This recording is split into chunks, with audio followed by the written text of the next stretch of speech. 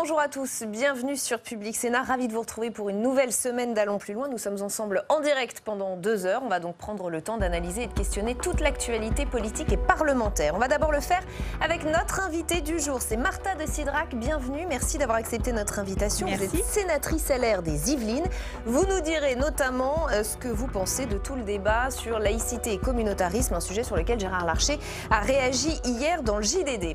Durant ces 2 heures, nous irons aussi en salle des conférences pour recueillir les réactions d'autres sénateurs et sénatrices sur les différents sujets qui nous occupent aujourd'hui. Ce sera avec Fanny Conquis. Et puis, allons plus loin, vous le savez, c'est aussi le club. 3 intervenants qui ont des choses à vous dire. Avec nous aujourd'hui, Jean Massier, fondateur d'Acropolis. Bienvenue, Jean. Retour avec vous sur la Convention citoyenne autour du climat. Exactement, et ça commence à chauffer à la Convention autour du sujet de la taxe carbone. On a hâte de savoir ça. Richard Verly fait aussi partie du club aujourd'hui. Richard, bonjour. Bonjour. Correspondant à Paris pour le journal suisse Le Temps. On va parler Brexit. Et oui, et d'un nouveau concept, Brexiternity, l'éternité du Brexit. Brexiternity, on va voir ça, beau teasing. Et notre chroniqueuse livre politique est avec nous, comme tous les lundis, Marie-Pierre Bourgeois. Bienvenue, vous avez lu l'ouvrage du fils de Nicolas Sarkozy. Oui, on va parler de Barack Obama à la fête d'anniversaire de Louis Sarkozy quand il a 10 ans. Quelle chance! Dans une demi-heure, Sénat en clair, nous reviendrons sur le bras de fer qui se durcit chaque jour un peu plus entre l'exécutif et les syndicats. Emmanuel Macron ne lâchera rien sur les retraites, mais les syndicats non plus. Et ça se sent déjà dans les transports. Tout le monde est-il en train de fourbir ses armes en vue du 5 décembre? #ALPL si vous souhaitez réagir sur Twitter. Mais d'abord, Lubrizol, la suite. Les sénateurs de la commission d'enquête poursuivent leurs investigations. On est à la veille de nouvelles auditions. Jeudi, ils étaient à Rouen. De même qu'Édouard Philippe et Elisabeth Borne vendredi. Avant d'en parler avec vous, Martha de Cidrac, le point avec Cécile Sixou. Quelles sont les causes de l'incendie Lubrizol? Comment indemniser les acteurs économiques touchés par l'accident? Comment aider la population rouennaise en souffrance? Un mois après le drame de Lubrizol, les questions subsistent et les politiques multiplient les déplacements pour rassurer les acteurs locaux. Vendredi, c'est Édouard Philippe, le Premier ministre, qui s'est rendu sur place. Il a validé la mise en place d'un fonds de solidarité promise par le PDG du groupe, Éric Schnur, devant la commission d'enquête du Sénat. Mais son montant n'est pas encore connu. Édouard Philippe a promis qu'il veillerait à sa bonne application. Et nous serons extrêmement fermes et vigilants, je l'ai dit aux représentants de Lubrizol qui sont présents, y compris au président mondial de Lubrizol, que nous serons extrêmement vigilants à ce que l'indemnisation soit complète, à ce qu'elle soit rapide et à ce qu'elle soit à la hauteur des attentes légitimes des acteurs. La veille, ce sont les sénateurs de la commission d'enquête qui se sont rendus sur le site de l'usine. On n'avait pas d'idée de l'odeur, et là on a une odeur. Passé la première impression, ils ont écouté les salariés de l'entreprise marqués par la catastrophe. Et le feu était sur le site ou à l'extérieur du site, vous savez pas? Quand nous sommes arrivés, nous avons une grande zone qui était déjà bien enflammée. Sur le site ou à l'extérieur? Le site et l'extérieur. Ils ne comprennent pas et donc ils veulent vite que la vérité soit mise à jour pour que de différents scénarios échafaudés tombent, quoi, parce qu'il se dit un peu tout et n'importe quoi. Mieux comprendre ce qu'il s'est passé, c'est la mission fixée par la commission d'enquête du Sénat qui poursuivra ses auditions demain. Allons plus loin donc avec vous. D'abord, Martha de Cidrac, sénatrice LR des Yvelines, rapporteure du projet de loi au Sénat sur l'économie circulaire. Donc les questions environnementales, vous les connaissez bien et vous y êtes sensible. Édouard Philippe qui annonce cette mise en place d'un fonds de solidarité financé par Lubrizol. Qu'est-ce que vous pensez de l'idée? L'idée est bonne en soi. Cela ne va pas résoudre en réalité les vraies questions que l'on doit se poser autour de ce type de site. Moi, j'en ai un également tout proche de chez moi, dans ma commune, qui est le site du SIAP, que certains d'entre vous connaissent certainement, qui a connu plusieurs incidents. D'ailleurs, Emmanuel Vargon est venu à notre rencontre vendredi dernier. Vous voyez, tout cela un petit peu... site classé Céveso ? Oui, tout à fait. Seuil haut, tout à fait comme Lubrizol. Pour ceux d'entre vous qui avaient suivi un petit peu les actualités, nous avons eu plusieurs incidents et depuis 2017, nous en avons un par an. Et là, récemment, en juillet 2019, on en a eu un grave. Un nouveau il y a à peu près une semaine. Donc, tout ça nous renvoie en réalité à de la culture du risque que l'on doit développer un tout petit peu plus dans notre pays. Cela manque. D'ailleurs, on l'a vu aussi au détour de l'audition de Madame Elisabeth Borne qui a été faite au Sénat il y a une quinzaine de jours environ par la Commission aménagement du territoire et développement durable. La culture du risque, ça veut dire quoi pour vous? En réalité, il faut quand même qu'on sache quoi faire, quelles sont les bonnes attitudes à avoir, que l'on soit l'industriel, que l'on soit la population à côté, que l'on soit les élus locaux. en fait, à un moment donné. Il faut qu'il y ait...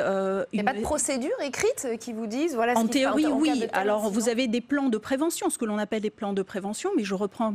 Pardonnez-moi de vous parler de mon territoire, mais, les sujets se rejoignent. Le plan de prévention, en réalité, va sortir maintenant. Donc, on est en cours d'édition, si je puis dire. Il n'est pas encore tout à fait connu pour le site du SIAP, alors que c'est quelque chose qui a été demandé depuis des mois par les élus locaux. Donc, vous voyez bien qu'on est en réalité au détour de ce type d'événements qui sont graves, qui nous interpellent. Vous avez dit sur l'environnement, sur la sécurité aussi de l'environnement, de la population, de l'industrie elle-même. Nous devons effectivement aller un tout petit peu plus loin. Donc pour répondre pleinement à votre question, oui, un fonds c'est bien. C'est bien parce que ça va permettre de répondre à un certain nombre de questionnements et puis de sujets qui, si vous voulez, aigus qui se posent dans l'immédiateté. Mais au-delà de cela, je pense qu'il faut quand même, d'une part, qu'on ait les résultats de l'enquête pleine et complète. Cela me semble indispensable. C'est le sens de cette commission d'enquête. Donc moi, je lirai avec beaucoup d'attention, et je ne serai pas la seule, les résultats et les conclusions de cette commission d'enquête, sachant qu'il y en a une autre d'information à l'Assemblée nationale. Donc je pense que tout cela va dans le bon sens, en espérant que nous ayons des résultats qui, à un moment donné, pourront répondre de manière... Le risque zéro n'existe pas, on ne va pas se leurrer, le risque zéro n'existe pas, mais de manière à pouvoir répondre au mieux aux interrogations légitimes de tout le monde, des élus, de la population, mais aussi des industriels qui sont impliqués dans ce type d'installation. Et Martha de Cidrac, je vais vous inviter à réagir aux autres sujets du jour, ceux choisis par nos chroniqueurs. Il y a aussi de l'écologie, on va en parler, c'est l'heure du club.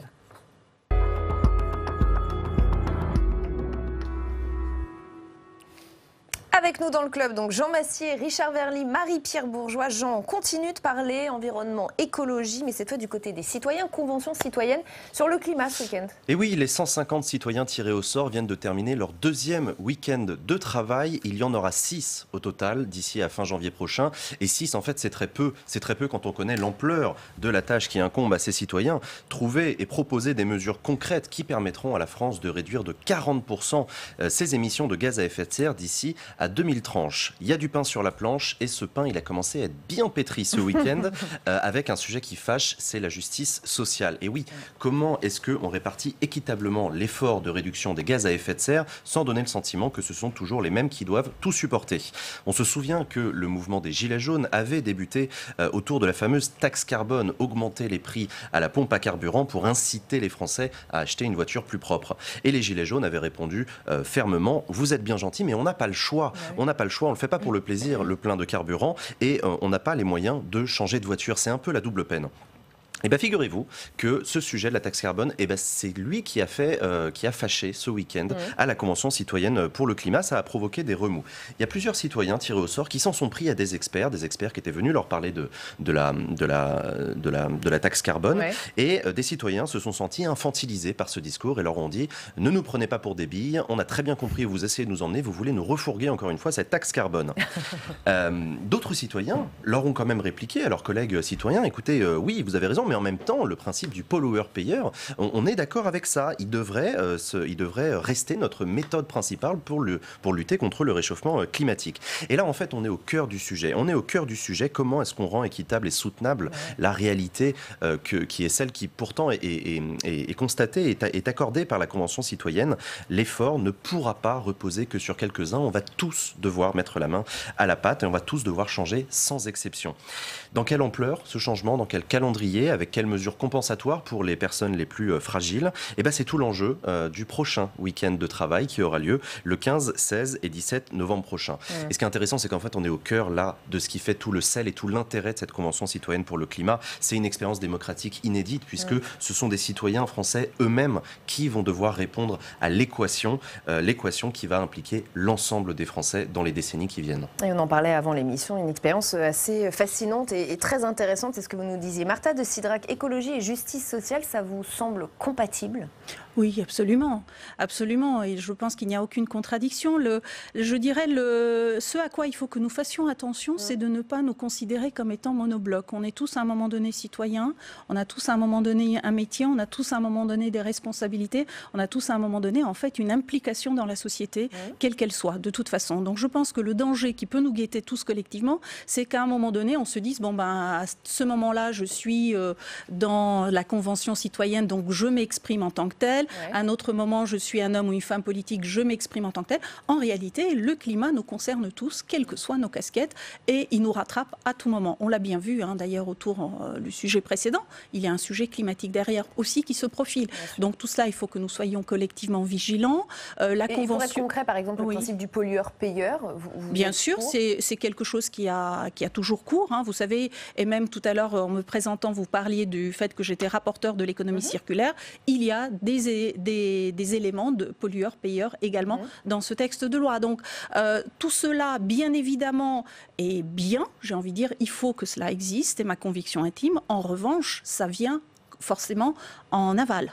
Donc il faut aussi que l'on s'interroge aujourd'hui, on ne peut pas échapper à ce débat-là de l'amont, c'est-à-dire que lorsqu'on est citoyen, que l'on doit se déplacer pour revenir aux interrogations, aux observations que vous faisiez tout à l'heure, il faut se poser la question de l'aménagement du territoire finalement. En fait, pourquoi est-ce que nos concitoyens ont besoin dans certains territoires, plus que dans d'autres, de prendre les transports, sachant qu'en ce moment aussi, les transports, on peut en discuter pour d'autres sujets, mais bon, on ne va pas ouvrir tous les volets. Ça fait partie de le fait est malgré tout qu'il y a quand même une interrogation qui est très transversale et qui concerne l'ensemble de nos concitoyens. Je mets les politiques, qui sont aussi des concitoyens, je mets les responsables, je mets l'exécutif, je mets tout le monde. Et le payeur, le citoyen, on voit bien encore dans la convention de ce week-end, a toujours le sentiment que c'est lui qui paye, mais qu'est-ce qu'on fait des transporteurs aériens, des énormes paquebots de croisière? On a l'impression qu'eux ne payent jamais, mais qu'en revanche, on va nous faire payer. Vous savez qu'il y a un débat aussi autour justement du transport aérien, autour des paquebots, comme vous le dites. Donc je pense que le débat s'est enclenché, on ne va pas revenir en arrière. C'est évident qu'il va falloir les faire payer eux. Moi, je pense qu'on y arrivera, oui, tout à fait. Alors, peut-être pas dans l'immédiat. En termes de calendrier, vous connaissez le calendrier aussi à la fois parlementaire, à la fois de l'exécutif. Donc, ça ne viendra pas dans les semaines qui viennent. Mais le débat est sur la table. Et pour ceux qui s'intéressent à ces sujets-là, on voit bien que le sujet est totalement posé. Et quelque chose quand même qui est très nouveau dans notre société, c'est l'impact de l'opinion publique et le poids de l'opinion publique. Donc ça, je pense qu'il ne faut pas que nous l'oublions, nous tous collectivement là encore, parce que je ne dis pas que l'opinion publique a toujours raison, je n'irai peut-être pas jusque-là, mais je pense que l'opinion publique, il faut l'écouter, il faut l'entendre. C'est un excellent thermomètre de ce qui pourrait aller ou ne pas aller dans notre société, y compris sur des sujets comme celui que vous venez d'évoquer. Et un dernier mot sur la méthode, la Convention climat, faire parler des citoyens. Est-ce que vous vous dites que la méthode est excellente, que c'est de là que viendront les réponses, ou vous dites que le gouvernement laisse un peu les citoyens trouver les solutions Non, moi, si vous voulez, je suis toujours un tout petit peu dubitatif, ça n'a rien d'offensant dans ce que je vais dire, sur de mandater des citoyens tirés au sort pour faire un travail, pour faire le job d'une certaine manière, des mandats des élus. En réalité, on peut aussi aller. Alors on sait pourquoi, on sait qu'il y a eu le grand débat qui a fait qu'il y a eu cette volonté, ce souhait qui s'est exprimé. Je le respecte, je pense que voilà, ça existe. De là à vous dire que ça sera l'alpha et l'oméga de nos décisions futures, je suis un tout petit peu plus sceptique, permettez-moi, et je crois que le Parlement a toute sa place pour pouvoir porter justement ce genre de sujet. D'ailleurs, nous les portons.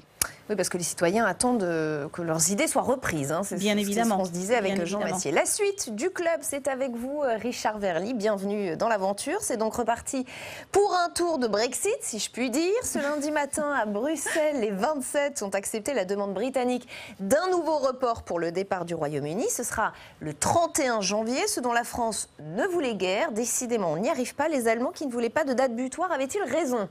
Eh bien, ce matin, ça a pris exactement 15 minutes pour les ambassadeurs des pays membres pour accorder ce délai du 31 janvier.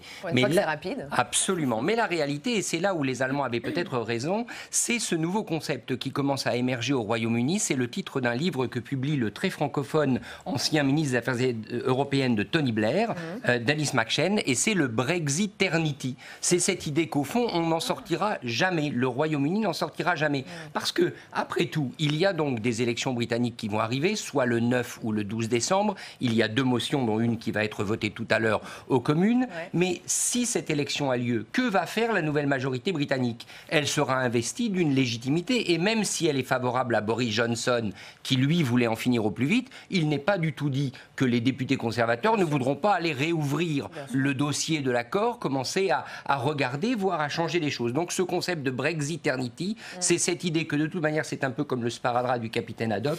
Dans tous les sens, le Brexit continuera de nous coller au basque. Le 31 janvier, c'est pourtant demain. Il n'y a vraiment pas moyen d'obtenir des garanties comme le réclamait la France? Alors ce délai du 31 janvier, c'est un peu au fond la méthode Macron qui a buté contre la méthode Merkel. Vous vous souvenez, Emmanuel Macron, il s'était fait fort d'imposer une date butoir, il l'avait obtenue le 31 octobre, il avait même dit « vous allez voir ce que vous allez voir, si ce n'est pas le 31 octobre, ce sera le no deal, et le no deal, on y est prêt ». Moralité, ce n'est pas le 31 octobre, ce n'est pas le no deal, et c'est exactement ce qu'avait dit Mme Merkel au mois d'avril à Bruxelles. Elle avait dit « écoutez, en gros, laissez les Britanniques avec leur Brexit, occupons-nous de nos affaires, ne fixons pas de date butoir, parce que de toute manière, ils seront incapables de la respecter, cette date, et incapables de se mettre d'accord ». Alors bien évidemment, l'argument français est intéressant. Il consiste à dire il faut que ça s'arrête à un moment donné. Le problème, c'est que la réalité, elle ne s'arrête pas, et que le système politique britannique, il ne fonctionne pas au rythme de ce que voudraient les Européens. Et alors, comble, aujourd'hui, Londres va nommer un commissaire européen. Parce que le pays reste un membre de plein droit de l'Union européenne, doit avoir un commissaire, sinon la nouvelle commission ne pourrait pas entrer en fonction. Donc on est vraiment au royaume du père Ubu, c'est le cas de le dire. On est dans une situation qui ressemble un peu, vous savez, à un film noir. Dans un commissariat, vous auriez un fugitif, Monsieur Brexit, qui a devant lui un bad cop, le français, un good cop, l'allemand. Le problème, c'est que Monsieur Brexit a la tête dure pour une raison simple, c'est que lui, il sait qu'il a l'éternité pour lui. Merci beaucoup, Richard. Comme Marie-Pierre Bourgeois, peut-être, vous pensez que ce Brexit n'aura jamais lieu? Les paris sont déjà lancés. Hein. Marta Tsidrax, c'est une situation ubuesque. Oui, moi, je ne peux qu'approuver les paroles qui viennent d'être dites. C'est vrai qu'on ne sait pas du tout quand est-ce qu'on va s'en sortir. Est-ce qu'on va s'en sortir? Il suffit de regarder aussi la presse britannique elle-même, je dirais, fait de l'ironie sur ce sujet-là. Donc, c'est révélateur, effectivement. C'est révélateur de quelque chose qui, au moment où nous nous parlons, dysfonctionne. Jusqu'à quand, nous verrons bien. Je n'ai pas la réponse. Aucun de nous ne l'a aujourd'hui. Les rapports de force sont ce qu'ils sont. Et écoutez, on verra bien si c'est l'éternité ou pas. J'espère que non. J'espère que non, parce que pour nos entreprises, pour nos concitoyens, qu'ils soient de l'autre côté de la Manche ou de ce côté-ci, je crois qu'il est fondamental qu'à un moment donné, la situation se clarifie. C'est évident. Mais voilà, les choses étant ce qu'elles sont. D'autant que, ne l'oublions pas, même si l'accord de retrait, le fameux accord, était signé et entré en vigueur le 31 janvier, il y aura une année de transition jusqu'à la fin 2020. Et pendant cette année de transition, normalement, on va négocier avec le Royaume-Uni un accord de libre-échange. Alors là, bonjour les difficultés, parce que si ce sont les conservateurs au pouvoir, ils veulent le fameux Singapour sur Tamise. Et s'il n'y a pas d'accord au bout d'un an, on pourra à nouveau prolonger la période de transition. Il faudra bien à un moment donné en terminer, avec peut-être une nouvelle possibilité, celle d'un no deal, mais dans 2 ou 3 ans. Et globalement, Richard, vous diriez que peut-être l'Europe a fait un geste en repoussant cette date. L'Europe dont on a dit qu'elle avait été quand même très ferme tout au long de ces négociations, qu'elle avait été d'ailleurs unie dans la fermeté. Là, pour le coup, elle décale, elle fait un geste, il y a une main tendue, il y a un peu de souplesse. Incontestablement, mais il faut savoir qui voulait ce report. Et ce report a été voulu essentiellement par le président du Conseil européen, M. Tusk, et par Mme Merkel. Et pourquoi? Parce que l'un comme l'autre, au fond, bien évidemment, ils ne l'ont jamais dit officiellement, ils continuent de penser que peut-être le Brexit n'aura pas lieu. Il y a quand même à Bruxelles toute une série de gens qui pensent qu'à un moment donné, bien évidemment c'est moins probable si les conservateurs obtiennent la majorité aux élections, mais qui sait s'ils vont l'obtenir. Pour l'instant ils ont 15 points devant dans les sondages, mais les sondages britanniques ont montré justement lors du référendum sur le Brexit qu'il valait mieux ne pas s'y fier. Vous avez peut-être gagné votre pari, Marie-Pierre. Allez, Marie-Pierre Bourgeois, dans le club également. Marie-Pierre, vous avez lu le livre de Louis Sarkozy et de sa mère Cécilia Attias. Dites-nous franchement, qu'est-ce que ça donne? Écoutez, une mère et un fils qui s'écrivent pour essayer de se mettre d'accord, ça peut laisser songeur dans beaucoup de familles. C'est pourtant ce qu'ont fait Cécilia Attias, l'ex-femme de Nicolas Sarkozy, et son fils Louis, dans un livre appelé Une envie de désaccord, donc qui rassemble leur correspondance. Alors pour Louis Sarkozy, qui aujourd'hui a 22 ans et que sa mère qualifie souvent d'un petit peu exaspérant, ce livre, c'est l'occasion de raconter deux regards différents sur leur famille, leur histoire et les questions de société. Alors, il est plutôt honnête, Louis Sarkozy, dans ce livre. Il le dit assez clairement, je ne suis personne pour écrire cet ouvrage, tout en précisant qu'armé de ses jeunes années d'expérience et de ses petites découvertes littéraires, il prend le risque d'être ridicule, mais qu'il ose écrire. C'est vrai qu'on peut être un peu interpellé par la démarche. Alors, il est ridicule ou il est intéressant, ce livre, Marie-Pierre? Alors, intéressant, je ne sais pas, mais il y a de vrais passages touchants dedans. Par exemple, l'adolescence de Louis Sarkozy à New York. Alors, c'est une période certes dorée pour lui, mais pas forcément évidente pour autant. Ton nom crée un vrai malaise, une gêne palpable, pas mal de jalousie, notamment de certains professeurs, vraisemblablement engagés en politique, explique Cécilia Sarkozy. C'est que Louis Sarkozy, bien sûr, il est connu de tous les Français dans les années 2000. Rappelez-vous ces photos, on va les voir. Allez, il y a le petit Louis, le petit Louis sous le bureau de Nicolas Sarkozy, place Beauvau. Vous l'avez aussi en couverture de Paris Match, avec toute la famille lors de l'intronisation à l'Élysée. Regardez comme ils sont tous très blonds et très beaux. Donc voilà, le couple Sarkozy avait à l'époque poussé son avantage politique en utilisant leur vie privée et particulièrement leur plus jeune fils. Évidemment, pas forcément facile pour Louis Sarkozy, qui, à 14 ans, demande à ses parents de partir dans une académie militaire américaine. Alors, croyez-moi, Rebecca, on n'est pas là pour rigoler. Là aussi, démarche originale. Démarche originale, tout à fait. Alors, jugez plutôt, il explique, Louis Sarkozy, que quand il a 14 ans, il rentre dans cette académie. Si je voulais aller aux toilettes, je devais formuler ma demande ainsi. Ce plébéien peut-il utiliser les latrines et accepter sans rechigner qu'on refuse le soulagement de mes besoins? Ambiance. Alors, il y a aussi des passages qui laissent un peu plus dubitatifs, notamment l'anniversaire de Louis Sarkozy à 10 ans à Washington. Sa maman, pour lui faire plaisir, l'emmène visiter à la Maison-Blanche et tenez sur qui il tombe au détour d'un couloir. Barack Obama, bien sûr. Bon, on n'est pas obligé forcément de croire à ce genre de hasard. En parlant de chef de l'État, on imagine que Nicolas Sarkozy est abordé dans ce livre, non, Marie-Pierre? Alors, on entend parler de Nicolas Sarkozy. Louis Sarkozy, il adore parler de sa passion pour la littérature et estime que c'est son père qui lui a donné ce goût des lettres. Je lis car j'ai un père qui comprend mieux que beaucoup l'importance absolue de la littérature, explique-t-il.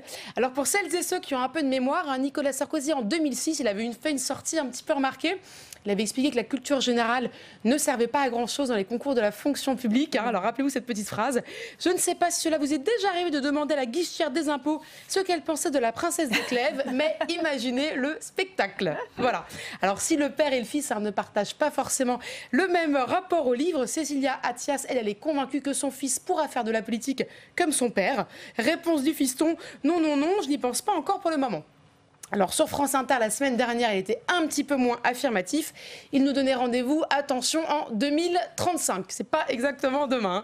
Donc Louis Sarkozy... On a encore un peu de temps. On a encore un peu de temps devant nous. Alors ce n'est peut-être pas encore un homme politique, mais ce qui est sûr, c'est que par contre, comme les hommes politiques, il maîtrise déjà l'art des éléments de langage. Évidemment. Marta Tidrak, vous ne l'avez pas encore lu, ce livre? Non, peut-être que non. Vous n'avez pas envie de le lire aussi? Pas plus que ça, pas plus que ça. C'est vrai qu'il y a certainement des extraits qui sont intéressants, comme vous l'avez sans doute évoqué, mais il est vrai que c'est pas forcément le livre que j'achèterais ce week-end. Mais plus globalement, et pour revenir évidemment sur la figure de Nicolas Sarkozy pour la droite, vous diriez qu'il manque aujourd'hui à votre parti, Nicolas Sarkozy? Non, ce qui nous manque aujourd'hui, en réalité, c'est que nous puissions nous reconstituer autour des idées et des valeurs de la droite. Et après cela, je pense que les hommes et les femmes émergeront. Nous les avons déjà, mais il faut que quelqu'un d'entre eux puisse se saisir de toutes ces idées qui foisonnent, qui existent, mais qui ne sont aujourd'hui pas structurées et pas portées, et qu'à partir de là, effectivement, la droite se reconstruira. Elle est en train de se reconstruire, puisque vous savez que nous avons élu notre président LR, aujourd'hui Christian Jacob. Un organigramme a été proposé. Moi, je fais confiance à ma famille politique pour que nous puissions aller au-delà, avec Sarkozy, sans Sarkozy, nous verrons bien. Mais vous le voyez, vous le fréquentez, vous savez s'il conseille? Non, personnellement, non. Plusieurs figures à droite? Bien sûr, on l'a rencontré. Quand on est homme ou femme politique LR, on a déjà eu l'occasion de rencontrer Nicolas Sarkozy, mais je ne me considère pas comme faisant partie des proches donc de Nicolas Sarkozy. Tout ce qu'il dit, tout ce qu'il fait intéresse, pas que la droite d'ailleurs, hein, preuve en est, autour de ce livre-là. Vous avez raison, vous avez raison. Et moi, je pense que ce livre-là, en tant que tel, je ne sais pas si c'est un livre Sarkozy, hein, sur le sujet de Sarkozy. Moi, je pense que c'est surtout un petit peu une façon pour Cécilia Attias, peut-être, d'installer son fils dans le paysage, comme il le dit lui-même, même s'il ne dit pas pour le moment, mais on entend bien. Porte, hein, dans le livre. Voilà, on entend bien que peut-être qu'à un moment donné, il y aura le nom de Sarkozy qui reviendra, et ça ne sera peut-être pas le prénom Nicolas. Vous voyez, donc c'est peut-être une espèce de préparation. Je ne sais pas. D'introduction. Exactement. On s'installe dans le paysage, on en parle de manière ludique un premier temps, et puis après. On passera aux choses sérieuses peut-être. Voilà, exactement. Les choses se construiront petit à petit, et puis quand on a un papa qui s'appelle Nicolas Sarkozy, je pense qu'on a de quoi faire, de quoi bâtir une véritable colonne vertébrale politique à un moment donné. Même si c'est sûrement lourd pour les épaules, hein, lourd à porter. La droite, on va continuer d'en parler avec vous, Marta Tsidrack. Hier, Gérard Larcher a donné sa vision de la laïcité dans le journal du dimanche. Le président du Sénat a voulu citer Aristide Briand. La loi doit protéger la foi aussi longtemps que la foi ne prétend pas dire la loi. Et d'ajouter lui-même, on a abandonné nos compatriotes musulmans de bonne volonté, on a laissé le champ libre à des formes de radicalité. Je répète que sans aucune ambiguïté, l'islam est compatible avec la République à condition qu'il ne soit ni radical ni politique. Tout le monde est-il sur la même ligne au sein de la majorité sénatoriale? C'est pas si sûr. Je voudrais vous faire écouter le sénateur Union centriste Vincent Capo-Canella. Il était l'invité d'Oriane Mancini ce matin dans Bonjour chez vous. Et lui, il parle de 2 lignes. Écoutez. Il faut que le Sénat aborde ces questions-là comme il sait le faire, c'est-à-dire avec sa tradition qui est celle de défense des libertés. Le président Larcher hier a fixé un cadre. Il a rappelé que, quelque part, même si on peut parfois être choqué de voir des femmes voilées, ça fait partie des libertés de se vêtir dans l'espace public. Et donc il faut que le Sénat réaffirme cela. En même temps, donc, sur la PPL, la proposition de loi de demain sur l'interdiction des... Je suis plus sur la ligne Larcher que sur la ligne Retailleau, pour dire les choses très clairement. On verra ce que va faire le groupe Union centriste sur ce texte-là. Mais je crains que ça ne soit une loi de circonstance, bâtie un petit peu à la va-vite. Et ce que nous souhaitons, c'est aborder l'ensemble de la problématique. En fait, cette loi, c'est presque trop peu et trop à la fois. Et il faut une démarche construite de fermeté, mais aussi de dialogue. Ne pas tout stigmatiser sur la question du voile pour les sorties d'école, qui n'est qu'un élément du problème. Et il faut surtout le faire dans la sérénité et dans le dialogue avec nos compatriotes musulmans. Donc c'est-à-dire que demain, vous ne voterez pas forcément la loi? Vous savez déjà ce que vous faites? À ce stade, je n'envisage pas de la voter telle qu'elle est. Et je trouve qu'il y a une maladresse à poser ce genre de débat au moment où le Front National l'a mis à l'agenda politique de cette manière-là. Voilà, la société française gagnerait à aborder ces questions autrement que sous forme de coup politique. Donc pour vous, ça c'est une loi d'affichage, une loi de circonstance demain? Nous verrons le débat et nous verrons ce qui en sortira. Le Sénat a toujours su aborder ces questions avec sérénité, rappelant des principes, étant intransigeant sur un certain nombre de valeurs, mais il doit le faire sans être dans la polémique politicienne comme à l'Assemblée nationale. On n'est pas là pour faire des coups, on est là pour être législateur et traiter des sujets de fond, société. Tout ceci touche à l'intime, touche au choix de chacun, et il faut le faire avec une infinie prudence, mais fermeté. Il y va fort, hein, Vincent Capo-Canella, que je trouve, ses propos. Je trouve tout à fait. Et pour revenir au sujet de la loi, puisque j'ai l'impression la proposition de loi de Jacqueline Eustache-Brinio, absolument, qui va arriver en examen public demain après-midi ici chez nous. Personnellement, je la voterai. Je la voterai parce que de quoi parle-t-on en réalité dans cette proposition de loi? En fait, c'est la reprise d'un amendement qui avait été déposé, pour ceux d'entre vous qui avaient suivi le débat sur l'école de la confiance en mai dernier, dont le rapporteur était Max Brisson. Ce n'est pas un hasard que ce soit également lui qui soit le rapporteur de cette PPL, et qui disait en réalité non pas pour ou contre le voile, mais définissez quel était le périmètre de l'école. Parce que c'est ça, en fait, le fond du sujet, puisqu'aujourd'hui, on est tous d'accord pour dire qu'au sein de l'école, dès lors que nous sommes au sein de l'école, les signes ostentatoires religieux ne doivent pas être acceptés. Donc le sujet, pour moi, n'est pas sur le fait de savoir si une maman peut porter le voile dans l'espace public. La question ne se pose même pas. De ce point de vue, il n'y a pas... Ça, c'est le Rassemblement national qui le dit et qui pose le débat sur ce terrain-là. Oui, mais moi, là-dessus, je partage totalement également les propos de Gérard Larcher et ils ne sont pas en contradiction avec Bruno Retailleau qui lui parle du texte de loi qui vient en examen chez nous. Donc ce sont deux choses distinctes puisque dans un cas de figure, la PPL, qu'on s'entende bien, on ne parle pas de l'espace public, on parle de l'école et des contours de l'école. C'est d'ailleurs... Simplement parce que c'est là où je voudrais revenir un petit peu sur les propos de mon collègue, ce texte de loi, cette proposition de loi déposée par Jacqueline Eustache-Brinio, l'a été en juillet 2019, à l'issue de l'examen du texte de loi sur l'école de la confiance. Elle date d'avant la polémique, on a bien compris, mais elle revient. Et c'est non, mais parce que l'amendement, à l'époque, qui existait dans les contours que l'on découvre, enfin, que certains découvrent, mais que nous ne découvrons pas, puisque ce sont les mêmes de l'amendement, revient pour des questions d'agenda, en fait. Vous savez comment nous fonctionnons ici au Sénat. Nous avons en fait un certain nombre de textes qui doivent être validés dans l'agenda du Sénat. Et il se trouve que c'est tombé à ce moment-là. Mais c'est un hasard que ça revient maintenant sous mais forme bien sûr, de mais évidemment. Et ça n'a aucun rapport avec la polémique. Ça aurait pu arriver avant la polémique lancée par le Rassemblement national, comme ça aurait pu arriver beaucoup plus tardivement. Donc je pense que là où il serait coupable de notre part, vraiment je le dis avec beaucoup de précaution, c'est justement, évitons ce genre d'amalgame. Là, la question qui se pose à nous, c'est doit-on accepter ou pas, dans le cadre d'une sortie scolaire, des signes religieux? La réponse qui est proposée... Et le fait que ça électrise le débat, que le Rassemblement national se soit emparé du débat pour l'élargir à tout l'espace public, à aucun moment vous vous dites peut-être que c'est pas le bon moment, peut-être qu'on y reviendra peut-être une fois que ça ne sera jamais le bon moment. Ça ne sera jamais le bon moment. On voit bien que c'est un sujet qui est éminemment sensible pour tout le monde. Et je pense que ce genre de sujets sont des sujets qui relèvent de l'intime, qui relèvent de nos convictions personnelles, qui relèvent aussi d'un certain vivre ensemble. Or, la question à laquelle nous devons tous collectivement répondre, c'est dès lors où ça... Vous l'avez dit vous-même, électrise autant le débat, c'est qu'à un moment donné, sans doute, les textes ne sont pas suffisants. Il faut peut-être que nous les clarifions, en fait, ces textes-là.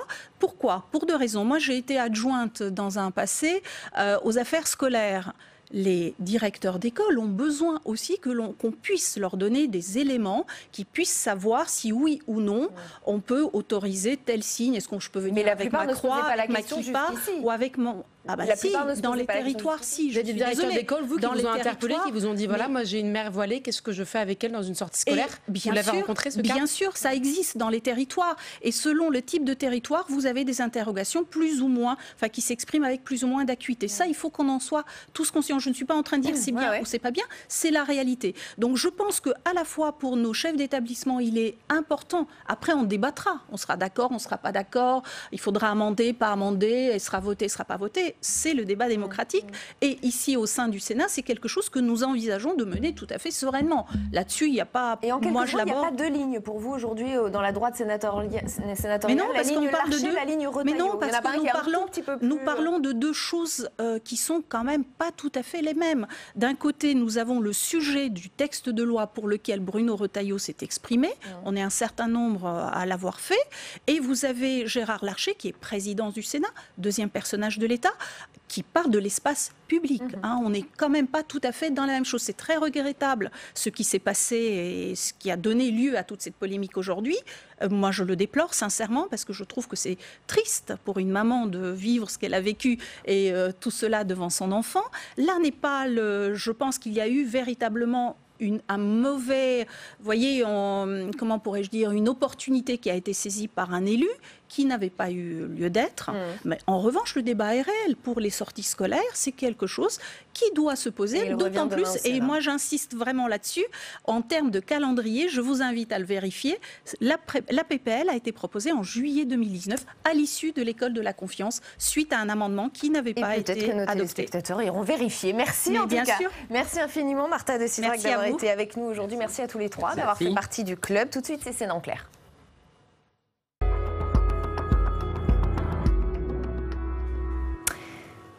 Sénat en clair consacré cet après-midi au bras de fer exécutif syndicat sur fond de réforme des retraites. Emmanuel Macron vient de mettre les choses au clair. Je n'aurai aucune forme de faiblesse ou de complaisance, nous dit le chef de l'État sur RTL. Message directement adressé aux leaders syndicaux qui préparent leur grande grève du 5 décembre prochain. Et ce climat social tendu, les usagers des transports le vivent déjà depuis quelques semaines. On voit cela avec Jonathan Dupriez. Aucune forme de faiblesse ou de complaisance, c'est en ces termes que le chef de l'État a précisé sa position quant à la réforme des retraites, une ligne de fermeté affichée sur un dossier explosif. Je veux aller au bout de cette réforme. Je pense qu'elle est nécessaire pour le pays. Donc je la défendrai, peut-être que ça me rendra impopulaire, peut-être que des gens diront c'est insupportable, tout ça pour ça. Je ferai tout pour qu'il n'y ait pas ces blocages, je ferai tout pour qu'on soit en soutien de nos compatriotes qui seraient bloqués, mais je n'aurai aucune forme de faiblesse ou de complaisance. Mais la posture adoptée par Emmanuel Macron passe mal, notamment à la SNCF qui redoute la fin de son régime spécial de retraite des cheminots.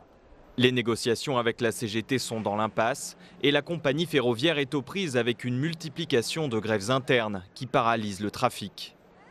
Toutes les revendications qui ont été demandées par les agents en grève depuis lundi dernier ont été acceptées. Aujourd'hui, on est dans une situation où les agents demandent le paiement des jours de grève et ça, c'est pas possible. Les syndicats CGT, FO, FSU de la SNCF ont d'ores et déjà appelé à une journée de grève interprofessionnelle le 5 décembre contre la réforme des régimes spéciaux souhaitée par l'exécutif.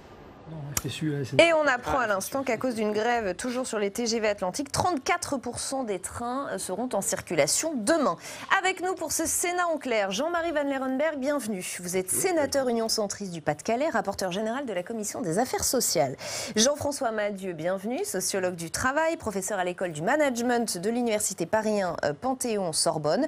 Audrey Reine, bienvenue à vous également, économiste à l'Institut des politiques publiques. Et Thierry Marty est également avec nous, bienvenue. L'administrateur de SNCF Mobilité pour l'UNSA Ferroviaire. Emmanuel Macron nous dit « Je n'aurai aucune forme de faiblesse ou de complaisance ». On ressent donc a priori beaucoup de fermeté dans le message d'Emmanuel Macron. C'est aussi comme ça que vous définiriez ce message présidentiel, Jean-Marie Van Lerenberghe, de la fermeté ? Et de la fermeté à juste titre. Je ne suis pas là pour commenter le message présidentiel. Je pensais qu'on devait parler effectivement du contexte social. Le président s'est exprimé, je pense, dans un contexte particulier, celui des retraites, en disant qu'il serait ferme. Je pense qu'il y a effectivement un texte qui est sur la table, qui a été largement concerté avec tous les partenaires sociaux, les parlementaires. Ici au Sénat, on a fait 2 colloques. Je crois que tout est sur la table et, si j'ai bien compris le ministre Jean-Paul Delevoye, tout est négociable.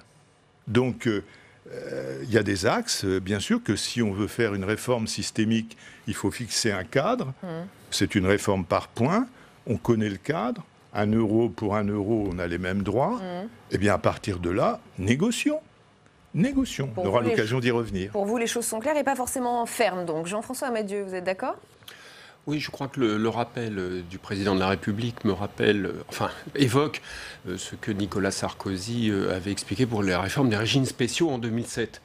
Et on se souvient, au fond, c'est assez simple, ferme sur l'objectif, souple sur les moyens d'y arriver.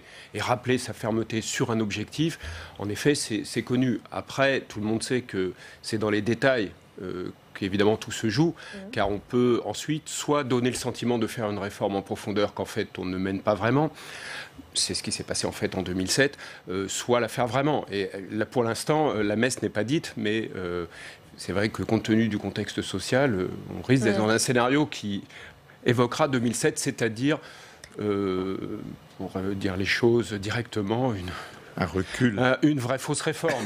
Voilà, on va dire ça comme ça. Audrey Reine, avant d'en venir là sur ce message présidentiel qui a marqué les esprits depuis 24 heures, je veux aller jusqu'au bout de cette réforme. Je pense qu'elle est nécessaire pour le pays, donc je la défendrai pour vous. Il relève de quoi ce message ? De la fermeté, de la détermination ? Il prévient, il est en train de prévenir les syndicats. Attention, moi aussi j'irai au bout ? Alors, de la même façon, je ne pensais pas devoir analyser le message présidentiel. Ce que j'espère que ça veut dire, par contre, c'est peut-être que cette réforme, il faut effectivement ne pas la repousser indéfiniment. Il y a des problèmes qui ont été identifiés, des inégalités liées au système du calcul de pension, par exemple. Et on a envie de les solutionner à l'occasion de cette réforme. Alors c'est peut-être un peu dangereux parce qu'on a plusieurs problèmes dont on aimerait trouver la solution. Et par contre, ce qu'il faut éviter, c'est de la repousser indéfiniment comme par exemple en proposant d'appliquer la réforme aux personnes qui entrent nouvellement sur le marché du travail. Ça, c'est quelque chose qui a été testé en Italie et en fait qui n'a pas marché, parce qu'on avait deux systèmes qui cohabitaient et en fait on a dû faire une nouvelle réforme. Alors, dans son sillage... On a 3 réformes en Italie sur le même sujet. Dans le sillage d'Emmanuel Macron, Bruno Le Maire a enfoncé le clou ce matin sur RTL. Le ministre de l'économie a relayé ce message de grande détermination. Je vous fais réagir, on l'écoute d'abord. Rien ne justifie le maintien de ces régimes spéciaux. Comment est-ce qu'on en sort? Avec quelle période de transition? Quelles sont les compensations qu'il faudrait pouvoir mettre en œuvre? Discutons de tout cela. Je pense que les régimes spéciaux aujourd'hui ne sont plus défendables. Une grande majorité de Français estiment qu'il n'y a aucune raison que certains partent à la retraite à 53, 54, 55 ans, quand d'autres partent à la retraite à 62, 63 ou 64. Mais je vous dis bien entendu que nous irons jusqu'au bout.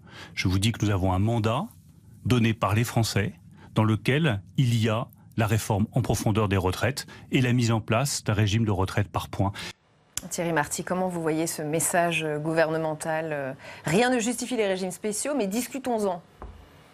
Moi, je ne pense pas que rien ne justifie les régimes spéciaux. Les régimes spéciaux, s'ils existent, c'est qu'ils ont une histoire. Cette histoire, c'est quelque part un pacte qui a été signé entre les salariés et leur entreprise et même avec l'État, c'est-à-dire en gros, vous êtes moins bien payé, vous travaillez plus souvent la nuit, le week-end, etc., sans forcément que ce soit bien compensé. Et en échange de ça, vous avez un régime de retraite qui est plutôt favorable. Donc les gens qui sont rentrés avec ce contrat-là entendent bien que ce contrat ne soit pas remis en cause de cette manière-là. Bon, pour ce qui concerne l'entreprise que je connais bien, qui est la SNCF, le régime est de toute manière en voie d'extinction, puisque la réforme pacte ferroviaire, de fait, entre en application. Entre en application au 1er janvier, qu'il n'y aura plus d'embauche au statut et donc plus d'embauche au régime spécial à partir du 1er janvier. Et donc je pense que les salariés qui, eux, ont signé un contrat qui était différent, peuvent légitimement demander à ce que ce contrat soit respecté. Et pour ce qui concerne l'UNSA ferroviaire, l'UNSA négocie depuis le début.